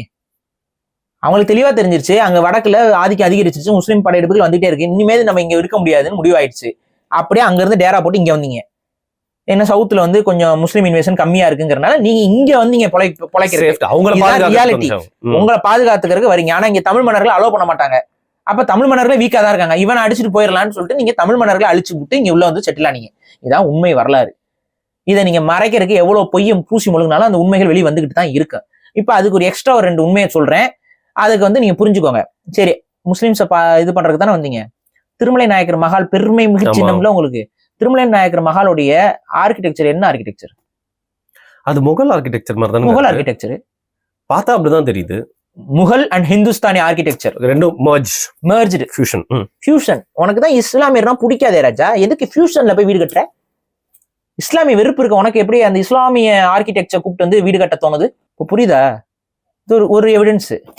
இன்னொன்னு சொல்றேன், இதே திருமலை நாயக்கர் காலகட்டத்துல மைசூர் படையெடுப்பு வந்து நடக்குது. மைசூர் ராஜாக்கள் அவங்க படையெடுத்து உள்ள வராங்க. இவங்க தொடர்ச்சியா படையெடுத்து வந்துகிட்டே இருக்காங்க. இவரால சண்டை போட முடியல. அப்ப யாருகிட்ட போய் நிக்கிறாரு தெரியுமா? கோல்கொண்டா சுல்தான், பஜ்பூர் சுல்தான். இந்த 2 சுல்தானும் எனக்கு நீங்க உதவியா வாங்க, உங்க படைகள் எனக்கு உதவியா வரணும்னு சொல்லி கூட்டிட்டு வந்து மைசூர் சாம்ராஜ்யத்துக்கு எதிராக சண்டையை போட்டு போகும்போது இனாம் கேட்பாங்கல்ல. சரி வந்தோம், சண்டை போட்டோம், எங்களுக்கு என்ன? இந்த வேலூர், இந்த வடக்குல இந்த ஆற்காடு, இந்த பகுதியில யார் கொடுத்தது? முஸ்லிம்ஸ்க்கு. திருமலை நாயக்கர் தான் ராஜா. பிஜப்பூர் சுல்தானையும் கோல்கொண்டா சுல்தானையும் கூட்டிட்டு வந்தது, தமிழ்நாட்டுல விட்டது வேற யாரும் அல்ல, திருமலை நாயக்கர். திருமலை நாயக்கர் தனக்கு பாதுகாப்பு வேணுங்கிறதுக்காக படையெடுத்துட்டு வர சொல்றாப்புல. வந்த உடனே அவங்க வந்துட்டு உள்ள வந்துடுறாங்க. வந்த உடனே நீ இதெல்லாம் எடுத்துக்கோன்னு சொல்லியாச்சு, இதெல்லாம் நீங்க ஆட்சி பண்ணிக்கோங்கன்ட்டு. இப்ப யாரு அன்னைக்கு மதுரை சுல்தான் இவங்கெல்லாம் வந்து அடிச்சு விரட்டி இதெல்லாம் போய் அவங்க எல்லாம் தமிழ்நாட்டுல இல்ல. இன்னைக்கு இஸ்லாமிய மன்னர்கள் தமிழ்நாட்டில் ஆட்சி செய்வதற்கு யார் காரணமா அமைஞ்சது? கடைசியா யார் இருந்தா? ஆற்காட்டு நவாபு. அந்த வம்சத்தை யார் விட்டது? திருமலை நாயக்கர். வேலூர் கோட்டைகள்லாம் இருக்குல்ல, அங்க அதான் பிஜுபுத்தூர், அந்த கோல்கொந்தா, அவங்க ரெண்டையும் உள்ள விட்டது யாரு? திருமலை நாயக்கர். இந்த வரலாறு பேசுறாங்களா, கப்பு சிப்புன்னு மறைச்சிருவாங்க. என்ன தமிழர்கள் எல்லாம் பார்த்தா உங்களுக்கு என்னடா தோணுது? என்ன பார்த்தா முட்டா பைய மாதிரி தோணுது அவங்களுக்கு எல்லாம். இதெல்லாம் தேடி படிக்கிற அளவுக்கு ஈஸியா கிடைக்கிற வரலாறு எல்லாமே இருக்குங்க, கண்ணு முன்னாடி இருக்குங்க. யார் காலத்துல யார் கூப்பிட்டா, எந்த படைக்கு உதவ வந்தாங்க, யாரு அவங்களுக்கு இந்த இடத்துல எடுத்துக்கோங்கன்னு சொல்லி கொடுத்தது. என்னமோ இவங்க ஏதோ முஸ்லிம்ஸ்க்கு எதிராக இவங்க தான் வந்து தமிழ்நாட்டை பாதுகாத்த மாதிரி வாய் குசாம பொய் பேசிக்கிட்டு அந்த ஒவ்வொரு இஷ்யூலையும் வந்து நாங்க வராம இருந்தா என்ன, நீ என்ன வராம இருந்தா என்ன? தமிழ்நாட்டில் இருக்கக்கூடிய முஸ்லிம் பாப்புலேஷன்ங்கிறது வந்து படையெடுத்த பாப்புலேஷன்லாம் கம்மி, அதிகமா இருக்கிறது தமிழ் முஸ்லிம்ஸ் தான். வணிக ரீதியா வணிக ரீதியா ஆரம்ப காலகட்டத்துல மத ரீதியாக கன்வெர்ட் ஆனினவங்க, கன்வெர்டட் பாப்புலேஷன் தான் தமிழ்நாட்டுல அதிகம். அங்க வெளியில இருந்து வந்தவங்களும் இருக்கிறாங்க, ஆனா அவங்க கம்பேரிட்டிவ்லி கம்மி. ஆனா நீ இங்க என்ன சொல்லிட்டு அலையிற? இன்னமும் நாங்க வந்து தடுத்தோம், நீ ஓ ஊர்லயே தடுக்கல இல்ல, இதுக்கு பதில் சொல்வியா நீ? ரெண்டாவது, இங்க படையெடுத்து வரக்கூடிய ஒவ்வொரு முஸ்லிம்ஸும் வந்து ஓ ஊரை தாண்டி தானே வந்தாங்க, எதுக்கு விட்ட? எல்லையிலே தடுத்து நிப்பாட்ட வேண்டியதானே? சோ இவங்க டீல் பண்ணிட்டு இன்னைக்கு வந்து அப்படியே வரலாற்றை மறைச்சு அது என்னன்னு சொல்ல வராங்கன்னு தெரியுதா? இவங்க இல்லைன்னா நம்ம இல்லையா, எங்களோட தயவுல தான் நீங்களா இருக்கீங்க. இங்க சிதலம் அடைஞ்ச சில கோயில்களை வந்து கட்டினீங்க, அது ஓகே, அது முழுசெல்லாம் கட்டல. காமன் சோறு கட்டுறது, இடிஞ்சிருக்க இடங்கள் என்ன, மீனாட்சி அம்மன் கோயிலுடைய சுற்றுப்புறவர்களையும் ஒரு சில கோபுரங்களையும் சீரமைச்சாரு யாரு? இந்த திருமலை நாயக்கர் இவங்க எல்லாம். இவ்வளவுதான். அது வந்து ஒரு நார்மலா ஒரு நிர்வாகம் செய்யக்கூடியவர்கள் செய்யறது தானே. இப்ப நிர்வாகத்துல இப்ப அரசு, தமிழக அரசு இருக்குது, பள்ளிக்கூடங்கள் இடிஞ்சிருந்துச்சுன்னா அது என்ன பண்றாங்க? கட்டுறாங்க. இப்ப ராஜாஜி காலகட்டத்துல கூட தான் ஸ்கூல்ஸ் எல்லாம் இருந்தப்பெல்லாம் கட்டியிருப்பாரு. ஸ்கூல்ஸ் எல்லாம் வந்து ஏதாவது சிதம் அடைஞ்சா கட்டியிருப்பாரு. இப்ப இதை காரணம் காட்டி ராஜாஜி தான் தமிழர்களுக்கு கல்வி கண் திறந்தாருன்னு சொல்ல முடியுமா? சொல்ல முடியாதுல்ல, சொல்றது இல்ல. நீ அவரும் தான் ஏதாவது ஸ்கூல் கட்டியிருப்பாரு, அவரும் ஏதாவது ஸ்கூல் இது பண்ணிருப்பாரு. ஆனா அதிகமா செஞ்சது காமராஜர் தானே. இது இப்படிதான் பார்க்கணும். தமிழ் மன்னர்கள் எத்தனை கோயில்கள், கொஞ்ச நெஞ்ச கோயில, ஆந்திரால இல்லாத கோயில் இங்க அத்தனை இருக்குன்னா யார் கட்டது? நீ வந்து இங்க கட்டிக்கிட்டீங்க? எல்லாம் நாங்க கட்டிட்டு இருந்தோம்ப்பா. அதான் முஸ்லீம் படையெடுப்பு, வெள்ளைக்காரன் வந்து இப்ப படையெடுக்கும் போது அவனும் தான் இடிச்சான், முஸ்லீம் மட்டும் இடிக்கல, வெள்ளைக்காரன் இடிச்சான். வெள்ளைக்காரன் இப்போ உங்களுக்கு இந்த கங்கை கொண்ட சோழபுரம் இருக்குல்ல, கங்கை கொண்ட சோழபுரத்துடைய அந்த கோயிலுடைய முன்வாசல் எல்லாமே இன்னும் இருக்காது. அது எங்க தெரியுமா இருக்கும்? அந்த கங்கை கொண்ட சோழபுரத்து கோயில நீங்க பார்க்க வரும்போது ஒரு பாலம் கட்டிருப்பான் வெள்ளைக்காரன். அது இந்த கல்லை வச்சு, அந்த கல்லை அப்படியே இருக்கும். அந்த பாலம்லாம் கல்வெட்டு எல்லாம் அப்படியே இருக்கும், கல்வெட்டோடய கல்லை கொண்டு போய் கட்டியிருப்பான். அவன் அதெல்லாம் உடச்சு கொண்டு போய் கட்டினான். எல்லாம் அவன் அதிகாரம் இருக்கும்போது அவன் இஷ்டத்துக்கு அவன் நடந்துட்டு இருந்தான். அவங்க கட்டணும்னு நினைச்சா கட்டுவான், இடிக்கணும்னு நினைச்சா இடிப்பான். தமிழர்கள் கையில இன்னைக்கு அதிகாரம் இல்ல. ஆனா நீ என்ன சொல்ல வர? இப்ப வந்து அவன் பாலம் கட்டி கொடுத்துருக்கான் வெள்ளைக்காரன், அதனால அவனை தூக்கி தலையில வச்சு சுமக்கணுமா? வெள்ளைக்காரன் தான் பாலம் கட்டினான், அவன் அவனோட வேலைக்காக கட்டினான். அதேதான் நீ பண்ண. உன் ஊர்ல இருக்க பிராமணர்களையும் உன் ஊர்ல இருக்க நடைமுறைகளையும் உன்னுடைய தேவதாசி முறையும் கொண்டு வந்து உன் கோயில்ல பிராக்டிஸ் பண்றதுக்கு நீ கட்டிக்கிட்ட. சரி, கட்டிட்டு எங்களை உள்ள விட்டியா? சொல்லு. உள்ளே விடலைங்க தமிழர்கள், குறிப்பிட்ட சமூகத்தினர் தமிழர்களே உள்ள போகல. அந்த அளவுக்கு அதுதான் உண்மை. ஆனா வெளியில சொல்றது இல்ல, அவ்வளவுதான். யாரு போயிட்டு வந்துட்டு இருந்தானா ரொம்ப முக்கியமான பொறுப்புகள்ல அந்த அரசர்களோட ரொம்ப நெருக்கமான சில குடும்பங்கள் இருக்கும்ல, இவங்க தான் கோயிலுக்கு போயிட்டு இருந்தாங்க. So for example Meenakshi Amman கோயில்ல ஒரு குறிப்பிட்ட காலகட்டத்துக்கு தமிழர்கள் உள்ளே போல. நீங்க தமிழர்கள் யார சொல்லுவீங்க? உங்களோட இதுபடி பார்த்தா தமிழ் குடிகள்ல, இந்த தமிழ் குடிகள்ல பெரும்பான்மையான மக்கள் போல. புரியுதா? யார் யார் போயிருப்பாங்க அப்படின்னா அந்த அரசுக்கு ஆதரவா இருக்கக்கூடிய நபர்கள் தான் அந்த கோயிலுக்குள்ளேயே போக முடியும். ரெண்டாவது, அந்த கோயிலுக்குள்ள பூஜைகள் மட்டும் நடக்கல அந்த காலகட்டத்துல, ரொம்ப ஆபாசமான சில விஷயங்கள் நடந்துட்டு இருந்துச்சு. ஸோ அதனால நம்மளே அவாய்ட் பண்ணோம். நீங்க இப்ப அதிகமா வந்து விபச்சாரம் நடக்கிற இடத்துல கொண்டு போய் நீங்க நம்ம வீட்டு பிள்ளைகள் கூட்டி போவீங்களா? என்ன தோணும் உங்களுக்கு? ரொம்ப தப்பா தோணுமா இல்லையா? நீ வந்து அங்க தேவதாசி முறை வச்சிருந்தியா இல்லையா? கோயில்களுக்குள்ள விபச்சாரத்தை கொண்டு வந்து வச்சிருந்தியா இல்லையா? சோழர்கள் காலகட்டத்துல இருந்தது தேவர் அடியார் முறை, நீங்க கொண்டு வந்தது தேவதாசி முறை. பெரும் பணக்காரர்கள் அந்த கோயில்ல பண்ண அட்ராசிட்டிஸ் எல்லாம் கொஞ்சம் நஞ்சம் கிடையாது. அப்ப அந்த காலகட்டத்தில் தமிழர்களே அதை புறக்கணிச்சிட்டாங்க. பெருங்கோயிலுக்கு எல்லாம் போறது இல்லை. நம்ம குலதெய்வ கோயில் இருக்கு, வழிபாடு இருக்குது, தேவைன்னா விநாயகரை வழிபடுறோம். எதுனா அப்ப அங்கங்க சின்ன சின்ன கோயில்களை உருவாக்கி நம்ம அங்க சாமி கும்பிட்டுக்கிட்டோம். இந்த பெருங்கோயில்கள்லாம் இவங்க கட்டுப்பாடுக்குள்ள போயிடுச்சு. அங்க தமிழர்களை அப்புறப்படுத்துறது தான் இவங்க வேலை. எடுத்துக்காட்டுக்கு அதே திருமலை நாயக்கர் காலகட்டத்துல பழனி கோயிலுக்கு வந்து உள்ள தமிழர்கள் தான் பூஜை செஞ்சுட்டு இருந்தாங்க. அவங்களை அப்புறப்படுத்தினியா இல்லையா? எதுக்கு அப்புறப்படுத்தின? இவங்களை தானே பூஜை பண்றாங்க. இவங்களை எதுக்கு அப்புறப்படுத்திட்டு திரும்ப அங்க பிராமணர்களை கொண்டு வந்து உள்ள விட்ட? அப்ப புரியுதா நோக்கம்? நீங்க உங்களோட வசதிக்கு தகுந்த மாதிரி நீங்க அதை செயல்படுத்திக்கிட்டீங்க. அதுக்கும் தமிழர்களுக்கும் சம்பந்தம் கிடையாது. எங்களுடைய இடங்களை நீங்க கையப்படுத்திட்டீங்க. இன்னொன்னு, இவ்வளவு இடத்துல எல்லாம் பூஜை பண்ண தெரிஞ்சல. ஏன் தஞ்சை பெரிய கோயில் பண்ணல? நீ ஏன் தஞ்சை பெரிய கோயில் விட்டுட்ட? ஏன் கங்கை கொண்ட சோழபுரம் கோயில் விட்டுட்ட? பதில் சொல்லு. ஏன்? அவங்ககிட்ட போய் கேளுங்க. வெள்ளைக்காரன் பீரியட்ல அங்க பூஜை நடக்கல இல்ல, மக்கள் அங்க சாமி வழிபடல, கும்பிட போல, கோயிலுக்குள்ளே போல. கோயில்லாம் காட்டுக்குள்ள கிடக்குது. தஞ்சை பெரிய கோயில் இதெல்லாம் வந்து ஊருக்கு அவுட்டர்ல புதர்மண்டி போய் கிடக்குது. நீங்க பழைய போட்டோஸ் எல்லாம் போய் பாருங்க, அங்க பூஜை எல்லாம் நடக்கல, கோயில் அப்படியே கிடக்கும்.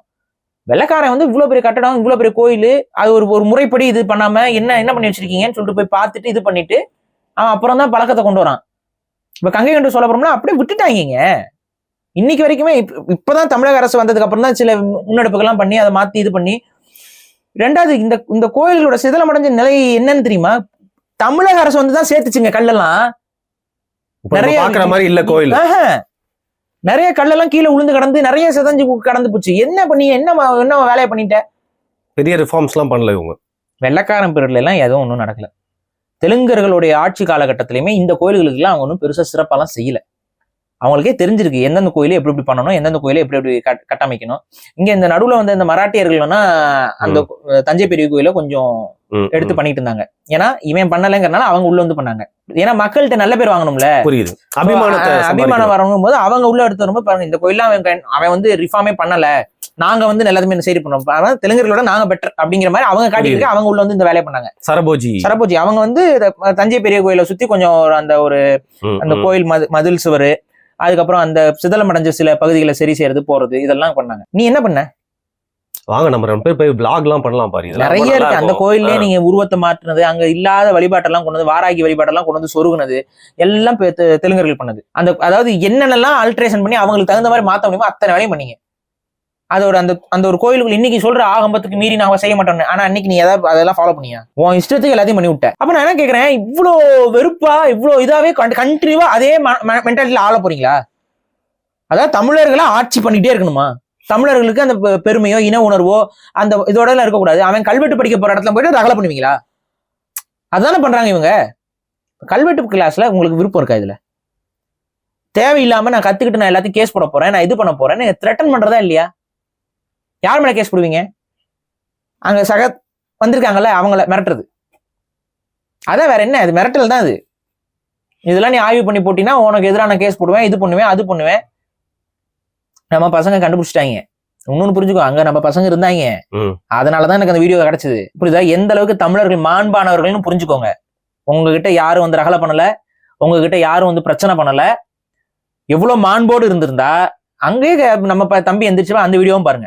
எனது அண்ணன் ஒருத்தர் வந்து எனக்கு அந்த புரிதல் ஏற்படுத்தினாரு. அது தொடர்ந்து பல விஷயங்கள் தேடி படிக்க ஆரம்பிச்சோம். பல வரலாற்று ஆசிரியர்களோட புத்தகங்கள் படிக்கிறோம், பல கோயில்களுக்கு போறோம். ஆனா இது வரைக்கும் கல்வெட்டு சார்ந்த விஷயங்கள்ல ஒரு புரிதல் இல்லை. ஆனாலுமே பல வரலாற்று ஆசிரியர்கள் பல தொகுப்புகள் கொடுத்து கல்வெட்டுகள் சார்ந்தர்கள் கொடுத்து பல விஷயங்கள் கொடுத்துமே இங்க வந்து அது நம்பப்படுறது இல்லை இல்ல நம்பப்படாத மாதிரி அவங்க பாத்துக்கிறாங்கன்ற மாதிரி விஷயம் இருந்துட்டு இருக்கு. இதுல சமீபத்துல ஒரு விஷயம் ரொம்ப தாக்கத்துக்கு ஏற்பட்டுச்சு. அதுதான் வந்து இந்த கல்வெட்டு வகுப்புக்கு ஒரு கூட்டத்தில் ஒன்று இருந்துச்சு நினைக்கிறேன். முக்கியமா அது என்னன்னா, ஒரு சமூக வலைத்தளத்துல காணொலி பார்க்க இருந்துச்சு. ஒருத்தவங்க வந்து தமிழ் மொழி சார்ந்து பேசுறவங்க, தமிழ் ஆர்வலர்கள் எல்லாருமே தமிழ் தீவிரவாதிகள் அப்படின்ற மாதிரி எல்லாம் பேசியிருந்தாங்க. அது உண்மையிலே எனக்கு வந்து ஒரு மிகப்பெரிய தாக்கத்தை உண்டாக்கிச்சு. ஏற்கனவே இத்தனை வரலாற்று ஆசிரியர்கள் இத்தனை பேர் இருந்தும் இதை தாண்டியும் தமிழ் ஆர்வலர்கள் தமிழ் மொழியை பற்றி பேசுறவங்க தீவிரவாதிகள் சொல்லி தமிழ்நாட்டில் உட்காந்து பேசுறாங்க. ஆனா அவங்க இன்னைக்கு இந்த மண்ணில் சந்தோஷமா வாழ்றாங்கன்னா அங்க நிற்கிறது தமிழர் மாண்பு. அதை நான் இங்க சொல்லி விரும்புறேன்.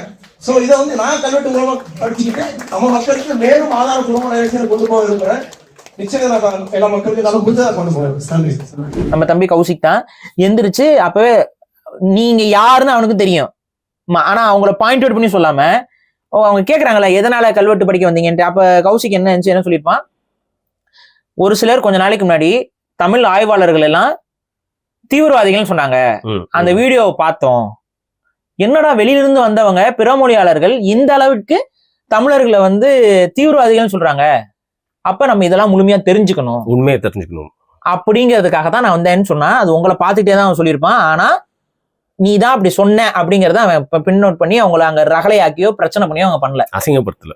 இவ்வளவுதான் விஷயம். இதுதான் தமிழர்களுடைய மாண்பு. ஆனா எங்களுடைய மாண்பு எப்படி இருக்கு, உன்னுடைய செயல் எப்படி இருக்கு? தமிழ் படிக்க வந்த இடத்துல உள்ள வந்து ரகலை பண்ணிக்கிட்டு அவங்க அந்த சொல்லிக் கொடுக்க வந்த வாதியார்களையும் எதிர்த்து பேசிக்கிட்டு அவங்க கிட்ட தானே கத்துக்க வந்திருக்க. அப்புறம் அவங்க சொல்றதெல்லாம் பொய்னா எதுக்கு அங்க வந்து கத்துக்க வந்திருக்க? புரியுதா? இந்த அடாவடித்தனம் தான் வெறுப்பை உருவாக்குது. சரி, இதெல்லாம் வந்து நடந்தது, இதெல்லாம் பேசிட்டோம். இந்த தமிழ் தேசியவாதிகள் எப்படி அணுகிறது? நாங்க தமிழக அரசுக்கு ஒரு கோரிக்கை வைக்கிறோம். இந்த அம்மா அங்க வந்து கிளாஸ் கத்துக்கிறது இருந்தா அது தேவையில்லாத பிரச்சனைகளையும் முரண்களையும் சமூக ரீதியான சிக்கல்களையும் ஏற்படுத்தும். ஏன்னா அவங்க தான் அது மாதிரி பண்றாங்க.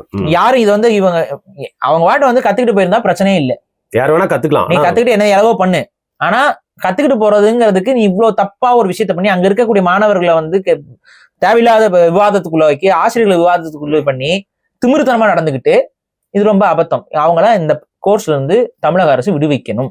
தேவையில்லை, நீங்க ஒன்றும் படிக்க வேண்டியதில்லை, உங்களுக்கான இருப்பு பணம் திரும்ப தரப்படும், நீ கிளம்புன்னு சொல்லி விடணும். இதுதான் தமிழக அரசு செய்யணும். இதை நீங்க செய்யல அப்படின்னா அதுக்கப்புறம் தமிழர்களுக்கும் அவங்களுடைய கோபத்துக்கும் ஒரு எல்லை உண்டு. இவ்வளவுதான் சொல்றோம். இது தேவையில்லாம இதை வந்து ஒரு இனப்பிரச்சனையாக இவங்க மாத்திக்கிட்டு இருக்காங்க. அந்த லேடி தான் அந்த வேலையை பண்ணியிருக்காங்க. இதை வந்து தமிழக அரசு பார்த்துட்டு சும்மா இருக்கக்கூடாது, அவங்க மேல நடவடிக்கை எடுக்கணும். நீங்க அவங்க என்ன நடவடிக்கைனா, நீ இங்க வராதிங்க, உங்களுக்கு இங்க இடம் இல்லை, உங்களுக்கு இன்டென்ஷன் ரொம்ப தப்பா இருக்கு, அந்த இன்டென்ஷனோட நீங்க இதை படிக்கிறது வந்து தமிழ் சமூகத்துக்கு தேவையில்லாத சிக்கல்களையும் தேவையில்லாத முரண்களையும் தான் ஏற்படுத்தும். இன்னொன்னு என்னன்னா, இந்த மாதிரியான சர்டிபிகேட் கோர்ஸ் படிக்கிறவன் எவனுமே அந்த படிச்ச படிப்புக்கு உண்மையா இருக்க மாட்டான். ஏன் நான் சொல்றேன் அப்படின்னா, இந்த மாதிரி கோர்ஸை படிச்சுட்டு இதை ஒரு காரணம் காட்டி நான் இதை படிச்சிருக்கேன் அதனால நான் சொல்றது உண்மைன்னு சொல்லி பொய்களை எழுத ஆரம்பிப்பாங்க. இது தமிழ் சமூகத்துக்கு பெரிய பின்னடைவை ஏற்படுத்தும். ஏன்னா தமிழர் விரோத கருத்துக்களை அடங்கிய எத்தனையோ ஆய்வாளர்கள் எழுதிய புத்தகங்கள் உங்க கண் முன்னாடி இருக்கு. இன்னைக்கு தமிழருக்கு எதிராகவே எழுதியிருப்பாங்க, அது பொய்யாக இருக்கும். தமிழ் மூத்தது இல்லைன்னு சொல்லியிருப்பாங்க, சமஸ்கிருதத்திலிருந்து தோன்றியது தமிழ்னு சொல்லியிருப்பாங்க. இது எல்லாமே பொய் கருத்துக்கள். இதெல்லாம் யார் சொன்னா, யார் எழுதுனா? இந்த மாதிரி தமிழர் மீது வெறுப்புணர்வு கொண்ட ஆய்வாளர்கள் பண்ண வேலை. அவங்க உண்மையா இல்ல, ஒரு ஆய்வாளராக உண்மையாக இருந்திருந்தால் அவங்க இதை செஞ்சிருக்க மாட்டாங்க. ஏதோ ஒரு வெறுப்புணர்வின் காரணமாக இந்த பொய்களை எல்லாம் எழுதி வச்சிருக்காங்க. இது யாருக்கு பின்னடைவு? யாருக்கு பின்னடைவு? இதுல லாங்கர் டேர்ம் தமிழ் சமூகத்துக்கு இது பின்னடைவு. இந்த பின்னடைவை தமிழக அரசு எங்களோட வரிப்பணத்துல வச்சு நடத்துற கிளாஸ்ல உருவாக்கணுமா? உருவாக்காதீங்க. எங்களுக்கு அது எங்க நடக்குதுன்னு தெரியும். நீங்க நடவடிக்கை எடுக்கலன்னா தமிழர்களாகிய நாங்களா யோசிச்சு நடவடிக்கை எடுக்க வேண்டிய இடத்துக்கு தள்ளப்படுவோம். இது தேவையில்லாத முரண்களை ஏற்படுத்தும், சமூக சிக்கல்களை ஏற்படுத்தும், பொது அமைதிக்கு குந்தகம் உருவாக்கும். அதனால என்ன சொல்றோம், இது வேண்டாம், அவங்கள அனுப்பிடுங்க. அவங்களுக்கு அந்த கோர்ஸ் படிக்க நீங்க வராதீங்க, தேவையில்லாம உங்களுக்கு பாதுகாப்பு கொடுத்துட்டு இருக்க முடியாது, நீங்க நின்னுக்கோங்கன்னு சொல்லிருங்க. இவ்வளவுதான் நாங்க வைக்கக்கூடிய கோரிக்கை அரசாங்கத்துக்கிட்ட. ஓகேவா? இன்னொன்னு, இதை பார்த்துட்டு இருக்கக்கூடிய தெலுங்கர்களுக்கு ஒரு மனசுல தோணும், இந்த அம்மா செய்யறது தப்பு அப்படின்னு. மனசாட்சியோட அந்த மனசாட்சியில உங்களுக்கு தோன்றுச்சுன்னா நீங்க எனக்கு பிரச்சனை கிடையாது. ஆனா அவங்க செய்யறது சரின்னு உங்களுக்கு யாராருக்கெல்லாம் தோணுதோ உங்களுக்கு நான் தான் பிரச்சனை. சொல்லிட்டேன் இப்பவே, உங்களுக்கு நான் தான் பிரச்சனை. புரிஞ்சுக்கோங்க. இதுதான் அந்த உளவியல். இந்த உளவியல் முதல்ல புரிஞ்சுக்கோங்க. இங்க நம்ம வந்திருக்கிறோம், இந்த மண்ணுல நம்ம இருக்கிறோம், இந்த மண்ணில் இருக்கக்கூடிய மக்கள் எல்லாரும் ஒன்னா இருக்கணும், சகோதரத்துவத்தோட இருக்கணும். அது எங்களுக்கு எந்த பிரச்சனையும் இல்லை, நாங்களும் அதை தான் விரும்புறோம். ஆனா இங்க நாங்க வருவோம், இந்த மக்களை நாங்கள் இழிவுபடுத்துவோம், இவங்களை வந்து அடிமைப்படுத்த நினைப்போம், இவங்களுக்கு புகழ் இல்லை, இவங்களுக்கு பெருமை இல்லைன்னு சொல்லி இவங்களை வந்து உளவியலாக நாங்க சிதைப்போம். உனக்கு ஆள தகுதி இல்லை, நாங்க தான் ஆளக்கூடியவர்கள்னு பேசுவோம், இப்படிதான் நடந்துக்குவோம், உனக்கு அநீதி செய்வோம், இனி எனக்கு கீழே நக்கி பொழைக்கணும் அப்படின்னு நீங்க நினைச்சீங்க அப்படின்னா அதற்கான தமிழர்கள் இனி இல்லை, இனி இருக்க போறதும் இல்லை. அதுக்காக தான் இந்த பதிவு. சரி, இந்த உளவியலை புரிஞ்சுக்கோங்க. ரொம்ப தப்பான உளவியல்களை போகாதீங்க. இந்த மாதிரியான நபர்கள் எதற்கு இதை செய்யறாங்கிறதும் நான் விளக்கம் கொடுக்குறேன். இந்த அம்மா எதுக்கு இதை பண்ணுதுன்னா, இந்த தெலுங்கு டாமினன்ட் ஹேட்டர் குரூப் இருக்குல்ல, தமிழர் வெறுக்கக்கூடிய, அதுல இந்த அம்மா ஒரு லீடர் ஆகணும்னு ஆசை இருக்கு. அறுவடை பண்ணும் பாக்குறாங்க. இதுல வந்து ஏதாவது ஒரு தெலுங்கு லாபி குரூப்ல இருந்து நம்ம போயிட்டு அப்புறம் ஏதாவது ஒரு கட்சியில போய் நான் எனக்கு தெலுங்குகள் எனக்கு இவ்வளவு சப்போர்ட்டா இருக்காங்க, நான் உங்க காலுக்கடியில நான் விழுந்து கிடந்தேன்னா எனக்கு வந்து எனக்கு சீட் கொடுப்பீங்களா அப்படின்னு கேட்கும் இந்த பொம்பளை. அந்த மாதிரி இதுக்காக இந்த ஆட்டம். இதுக்கு முன்னாடி இதே ஆட்டத்தை பல பேர் ஆடினாங்க. எல்லாம் கிடைச்சா எங்க போனாங்கன்னா சீட்டு கேட்டு போய் நிற்பாங்க. அதை அவங்க கொடுத்தாங்கன்னா வாங்கிக்குவாங்க, கொடுக்கலன்னா அப்படியே காணாம போயிடுவாங்க. இதுதான் நடக்குது. இந்த அம்மாவை அதுக்கு பிளான் பண்ணிக்கிட்டு தான் பாலிடிக்ஸ்ல வரணும் இந்த அம்மாவுக்கு. அதுக்கு தெலுங்கு பாலிடிக்ஸ்க்குள்ள தன்னை வந்து தமிழ்நாட்டுல ஒரு தெலுங்கு லீடர் மாதிரி காமிச்சுக்கணும்னு ஒரு ஆசை இந்த அம்மாவுக்கு. தமிழ்நாட்டுல தெலுங்கு லீடர்ஸ் நிறைய பேர் இருக்காங்க, ஆனா அவங்களாம் தன்னை தமிழ் லீடர்ஸ் போலதான் காமிச்சுக்குவாங்க. தங்களை தெலுங்கு லீடர்னு காமிச்சிட்டு இங்க ஒரு வயலும் கிடையாது, ஒருத்தனும் வரவும் மாட்டான். அதை முதல்ல இந்த அம்மாவுக்கு சொல்லி கொடுங்க. யாராவது ஸ்ட்ராட்டஜியே தப்பா இருக்கு, நீ பண்றது எல்லாமே தேவையில்லாத ஆணிதான், உன்னால அது ஒண்ணுமே பண்ண முடியாது. இங்க தெலுங்கர் அப்படிங்கிற பெருமையோட எல்லாம் நீங்க வந்து உட்காந்துக்கிட்டு தமிழ்நாட்டுல அரசியல் செய்ய முடியாது. அவ்வளவுதான் விஷயம். ஏன்னா நீங்க இங்க வந்து நல்லது செஞ்சிருந்தீங்க அப்படின்னா அது வந்து சாத்தியப்படும். அது உண்மை, அது இல்லை, வரலாறு அது இல்லை. எந்த ஒரு படையெடுப்பாளனும் நன்மை செஞ்சான்னு சொல்லி பேசுறது முட்டாள்தனம். அந்த முட்டாள்தனத்தை தமிழர்கள் நாங்க யாருக்கும் சொல்லலை. நாங்கள் நல்லது செய்யதான் இதுக்கு போனோம், அதுக்கு நாங்க இமயம் வரைக்கும் படையெடுத்து சென்றது நாங்கள் நல்லது செய்வதற்கு யாராவது சொல்லியிருக்கோமா? அவன் எங்களை தப்பா பேசினா அவனை அடிக்க தான் போனோம்னு நாங்க சொல்றோம். இமயம் வரைக்கும் போய் கொடி நாட்டிட்டு வந்தோம். அவன் தமிழ் மொழியையும் இனத்தையும் இழிவா பேசுறான், கண்ணகியை வந்து இழிவா பேசுறான். அவன் எப்படி நம்ம ஏற்றுக்க முடியும்? போறான், கரிகாலம் போறான், இமயவரம்பன் நெடுஞ்செயலாளன் போறான், எல்லாம் போய் இமயம் வரைக்கும் போய் கொடி நாட்டிட்டு வராங்க. அது எங்களுடைய ஆளுமையை நிலைநாட்டுவதற்கு நாங்கள் செய்வது. அன்னைக்கு இருந்த தமிழர்களை பார்த்து கொஞ்சம் கத்துக்கோங்கன்னு இன்னைக்கு இருக்க தமிழர்களுக்கு சொல்றேன். இவ்வளவுதான். நீங்க இமயம் வரைக்கும் போகணும்னு அவசியம் இல்லை. இந்த கிளாஸ் ரூம் வரைக்கும் போயிருவோம். நம்ம 3000 ரூபா தானே? 3000 ரூபாய் அதெல்லாம் கட்டி அது கிளாஸ் படிக்க போறவங்களுக்கு, இந்த மாதிரி அந்த படிக்கிறத கெடுக்க வரவங்களுக்கு அது வேற மாதிரி தான் போகும். தமிழக அரசு உடனடியாக நடவடிக்கை எடுத்து இந்த அம்மா வர்றதை நிப்பாட்டி விட்டுருங்க. அவங்ககிட்ட வாங்கின வைப்பு தொகை 3000, வட்டி முதலமா கூட சேர்த்து கையில கொடுத்து கிளம்பு வெளியில. நானே பாக்கெட் மணி போடுறேன், நாங்க கூட கொடுக்க தயார். நீங்க 1500 அது எதுக்கு? நானே 3000 ரூபாய் தரேன், அந்த அம்மாவை போக சொல்லுங்க. இங்க வந்து தேவையில்லாத ரகலை பண்ணி சமூகத்துக்குள்ள தேவையில்லாத நல்லிணக்கத்தை கெடுக்கக்கூடிய வேலையை இவங்க பண்ணிட்டு இருக்காங்க. இந்த வீடியோஸை பாக்குறவங்களுக்கு கண்டிப்பா கோபம் வரும். ஆனா அந்த கோபத்தை ஆக்கப்பூர்வமா காட்டுங்க. இந்த மாதிரியான உளவியல் கொண்ட நபர்களை அம்பலப்படுத்துங்கள். இவங்களை போயிட்டு விரட்டுறது, அடிக்கிறது, உதைக்கிறது இதெல்லாம் நமக்கு எந்த பயனும் தரப்போறது இல்லை. மாறா நமக்கு தேவையில்லாத குழப்பத்தையும் சிக்கலையும் தான் ஏற்படுத்தும். நான் இங்க சொல்றது என்னன்னா, இந்த மாதிரி நடந்து கொள்வது ஒரு அபத்தம்ங்கிறத இந்த அம்மாவை சார்ந்த, இந்த அம்மாவுடைய இனத்தை சார்ந்த, இந்த அம்மாவுடைய சாதியை சார்ந்த மக்களுக்கு புரிதல் ஏற்படுத்துங்க. இது எவ்வளவு ஒரு அபத்தமான ஒரு விஷயங்கிறத சொல்லுங்க. ஆந்திரால போய் உட்காந்துக்கிட்டு யாராவது ஒருத்தர், இப்ப நான் இன்னொன்னு சொல்றேன், தமிழ்நாட்டுக்குள்ள வந்து தெலுங்கு அரசர்களை தானே நாங்க பேசுறோம். ஆந்திராவில் இருக்க தெலுங்கு அரசரை என்னைக்காவது ஒரு நாள் பாரிசாலன்னு அவங்க ரொம்ப தப்பானவங்கன்னு சொல்லி பேசிக்கிறேன். அவங்க பிசினஸ், அது அவங்க பிரச்சனை, அது ஓ நாட்டு பிரச்சனை. இது தமிழ்நாட்டுக்குள்ள படையெடுத்து வந்த தெலுங்கு மன்னர்களோடையும் அவங்களுடைய அட்ராசிட்டியும் தான் நாங்க பேசியிருக்கோம். பேசிய அத்தனைக்கும் ஆதாரங்களோட தான் பேசியிருக்கோம். பொய்யா இட்டுக்கட்டி சொல்லலை. எதையுமே எந்த ஒரு கருத்தையுமே இட்டுக்கட்டி நாங்க சொல்லலை. பொய்யா வன்மத்தோட நாங்க சொல்லலை. நடந்ததை எங்க மக்களுக்கு எஜுகேட் பண்றோம், அவ்வளவுதான். திருமலை நாயக்கரை பத்தி நாங்க பேசுறோம்னா, ஆமா திருமலை நாயக்கரோட ஆட்சி காலம் கொடுங்கோல் ஆட்சி காலம், அதை நாங்க வரலாற்றுல பதிவு செஞ்சுதான் ஆகணும், பேசிதான் ஆகணும். நீங்க அதை பொற்காலம், மேபி உங்களுக்கு தமிழ்நாட்டில் இருக்கக்கூடிய தெலுங்கர்களுக்கு அது பொற்காலமா இருந்திருக்கலாம். ஆனால் தமிழ்நாட்டில் வாழ்ந்த தமிழர்களுக்கு அது இருண்ட காலமாகத்தான் இருந்திருக்கிறது. அதைத்தான் நாங்க பதிவு பண்றோம். அரவம் அத்வாவனம்னு காதுல பொத்துறாருன்னா தமிழ் மொழி அங்க அரசவை மொழியாக கூட இருந்தது இல்ல. அப்ப தமிழ் புலவர்களுக்கு அங்க எந்த ஒரு வருமானமும் இருந்திருக்காது. அந்த ஆள் சாகும்போது 60 பெண்களை கொண்டு போய் தீக்குள்ள போட்டு சாகடிச்சிருக்காங்கன்னா இது எப்படி நீங்க நல்லாட்சி? என்ன நல்லாட்சி இது? 60 பெண்களோட மரணம் ஒரே டைம்ல எப்படி? அவர் சாகும்போது சின்ன பிள்ளைகள் இருந்து, அதுல சின்ன வயசு பிள்ளைகளும் அடக்கம். 60 பேரை கொண்டு சதியில தள்ளி விட்டு இருக்காங்க. இதெல்லாம் வரலாற்றுல பதிவான செய்திகள். இதுல என்ன உங்களுக்கு என்ன இது கேட்க கிடக்கு? நீங்க சொன்னீங்க இஸ்லாமிய படையெடுப்பு உள்ள விட்டது திருமலை நாயக்கர் தான். கூட்டிட்டு வராப்புல வந்து அவங்கள அமர செஞ்சு அவங்களை ஆட்சி அதிகாரத்தை கொடுக்குறாரு. இது எப்படி தமிழர்களுக்கு நல்ல காலமா இருந்திருக்க முடியும்? இப்ப சொன்ன அத்தனைக்கும் வரலாற்று ஆதாரங்கள். இது வரலாற்று ஆதாரங்களோட விமர்சிக்கிறோம். ஏன்னா intruder is an intruder, invader is an invader. இதுல எனக்கு மாற்றுக்கிறது கிடையாது. தமிழர்கள் வேற ஒரு மண்ணில போய் இன்வைட் பண்ணாலும் அது பேர் இன்வேஷன் தான், தமிழ் இன்வேஷன். அதுல அந்த இடத்துல நல்லது நடந்துச்சுன்னு நான் சொல்ல மாட்டேன். இன்வேஷனாவே அந்த மக்களை கொன்னு, அந்த இருக்கக்கூடிய வீரர்களை கொன்னு, அங்க எத்தனையோ பெண்கள் விதவையாயிருப்பாங்க. எத்தனையோ அந்த அன்னைக்கு இருந்த ஒழுக்க நெறி பண்புகள்லாம் எந்த அளவுக்கு இருந்திருக்கும்லாம் நமக்கு தெரியாது. எவ்வளவோ இன்னல்களை சந்திச்சிருப்பாங்க எல்லாருமே. யார் படையெடுத்து வந்தாலும் படையெடுக்கப்பட்டாலும் இதான் நடக்கும். அப்ப ஒரு படையெடுப்புங்கும் பொழுது அந்த இடத்துல பாதிக்கப்பட்டவர்கள் பாதிக்கத்தான் படுவார்களே ஒழிய, என்னுடைய முன்னோர்கள் எல்லாம் கொன்னுட்டு நாங்க நல்லது பண்ணோம்னா அதெல்லாம் ரொம்ப ஒரு அபத்தம். இந்த அபத்தமான கருத்துக்களை தயவு செஞ்சு பேசுறது நிப்பாட்டிட்டு, இப்ப இங்க இருந்து சோழர்கள் படையெடுத்து போகும்போது கொஞ்சிக்கிட்டு இருந்தாங்களா? வந்தோடனே அப்படியே போயிட்டு தெலுங்கு மன்னர்கள் டான்ஸ் அடிக்கிட்டே போனாங்களா? இல்ல. அவன் போனோன்னே என்ன பண்ணிருப்பான்? வேலை எடுப்பான், தலையை வெட்டி சாச்சிருப்பான், நடந்திருக்கும். இது உங்களுக்கு நல்லது செஞ்சதா? அதே போல எங்களுக்கு நீங்க செஞ்சது நல்லதா? நாங்க ஏத்துக்கணுமா? என்ன பேச்சு இது? இன்வேஷன் நடந்திருக்குன்னா இன்வேஷன் சொல்ல கத்துக்கோங்க. அப்ப நீங்க என்ன பண்றீங்கன்னா, உங்களை நீங்க அந்த ஒயிட் வாஷ் பண்ணி நாங்க இல்லைன்னா உங்களுக்கு எதுவுமே இல்லைன்னு சொல்ல வரீங்க.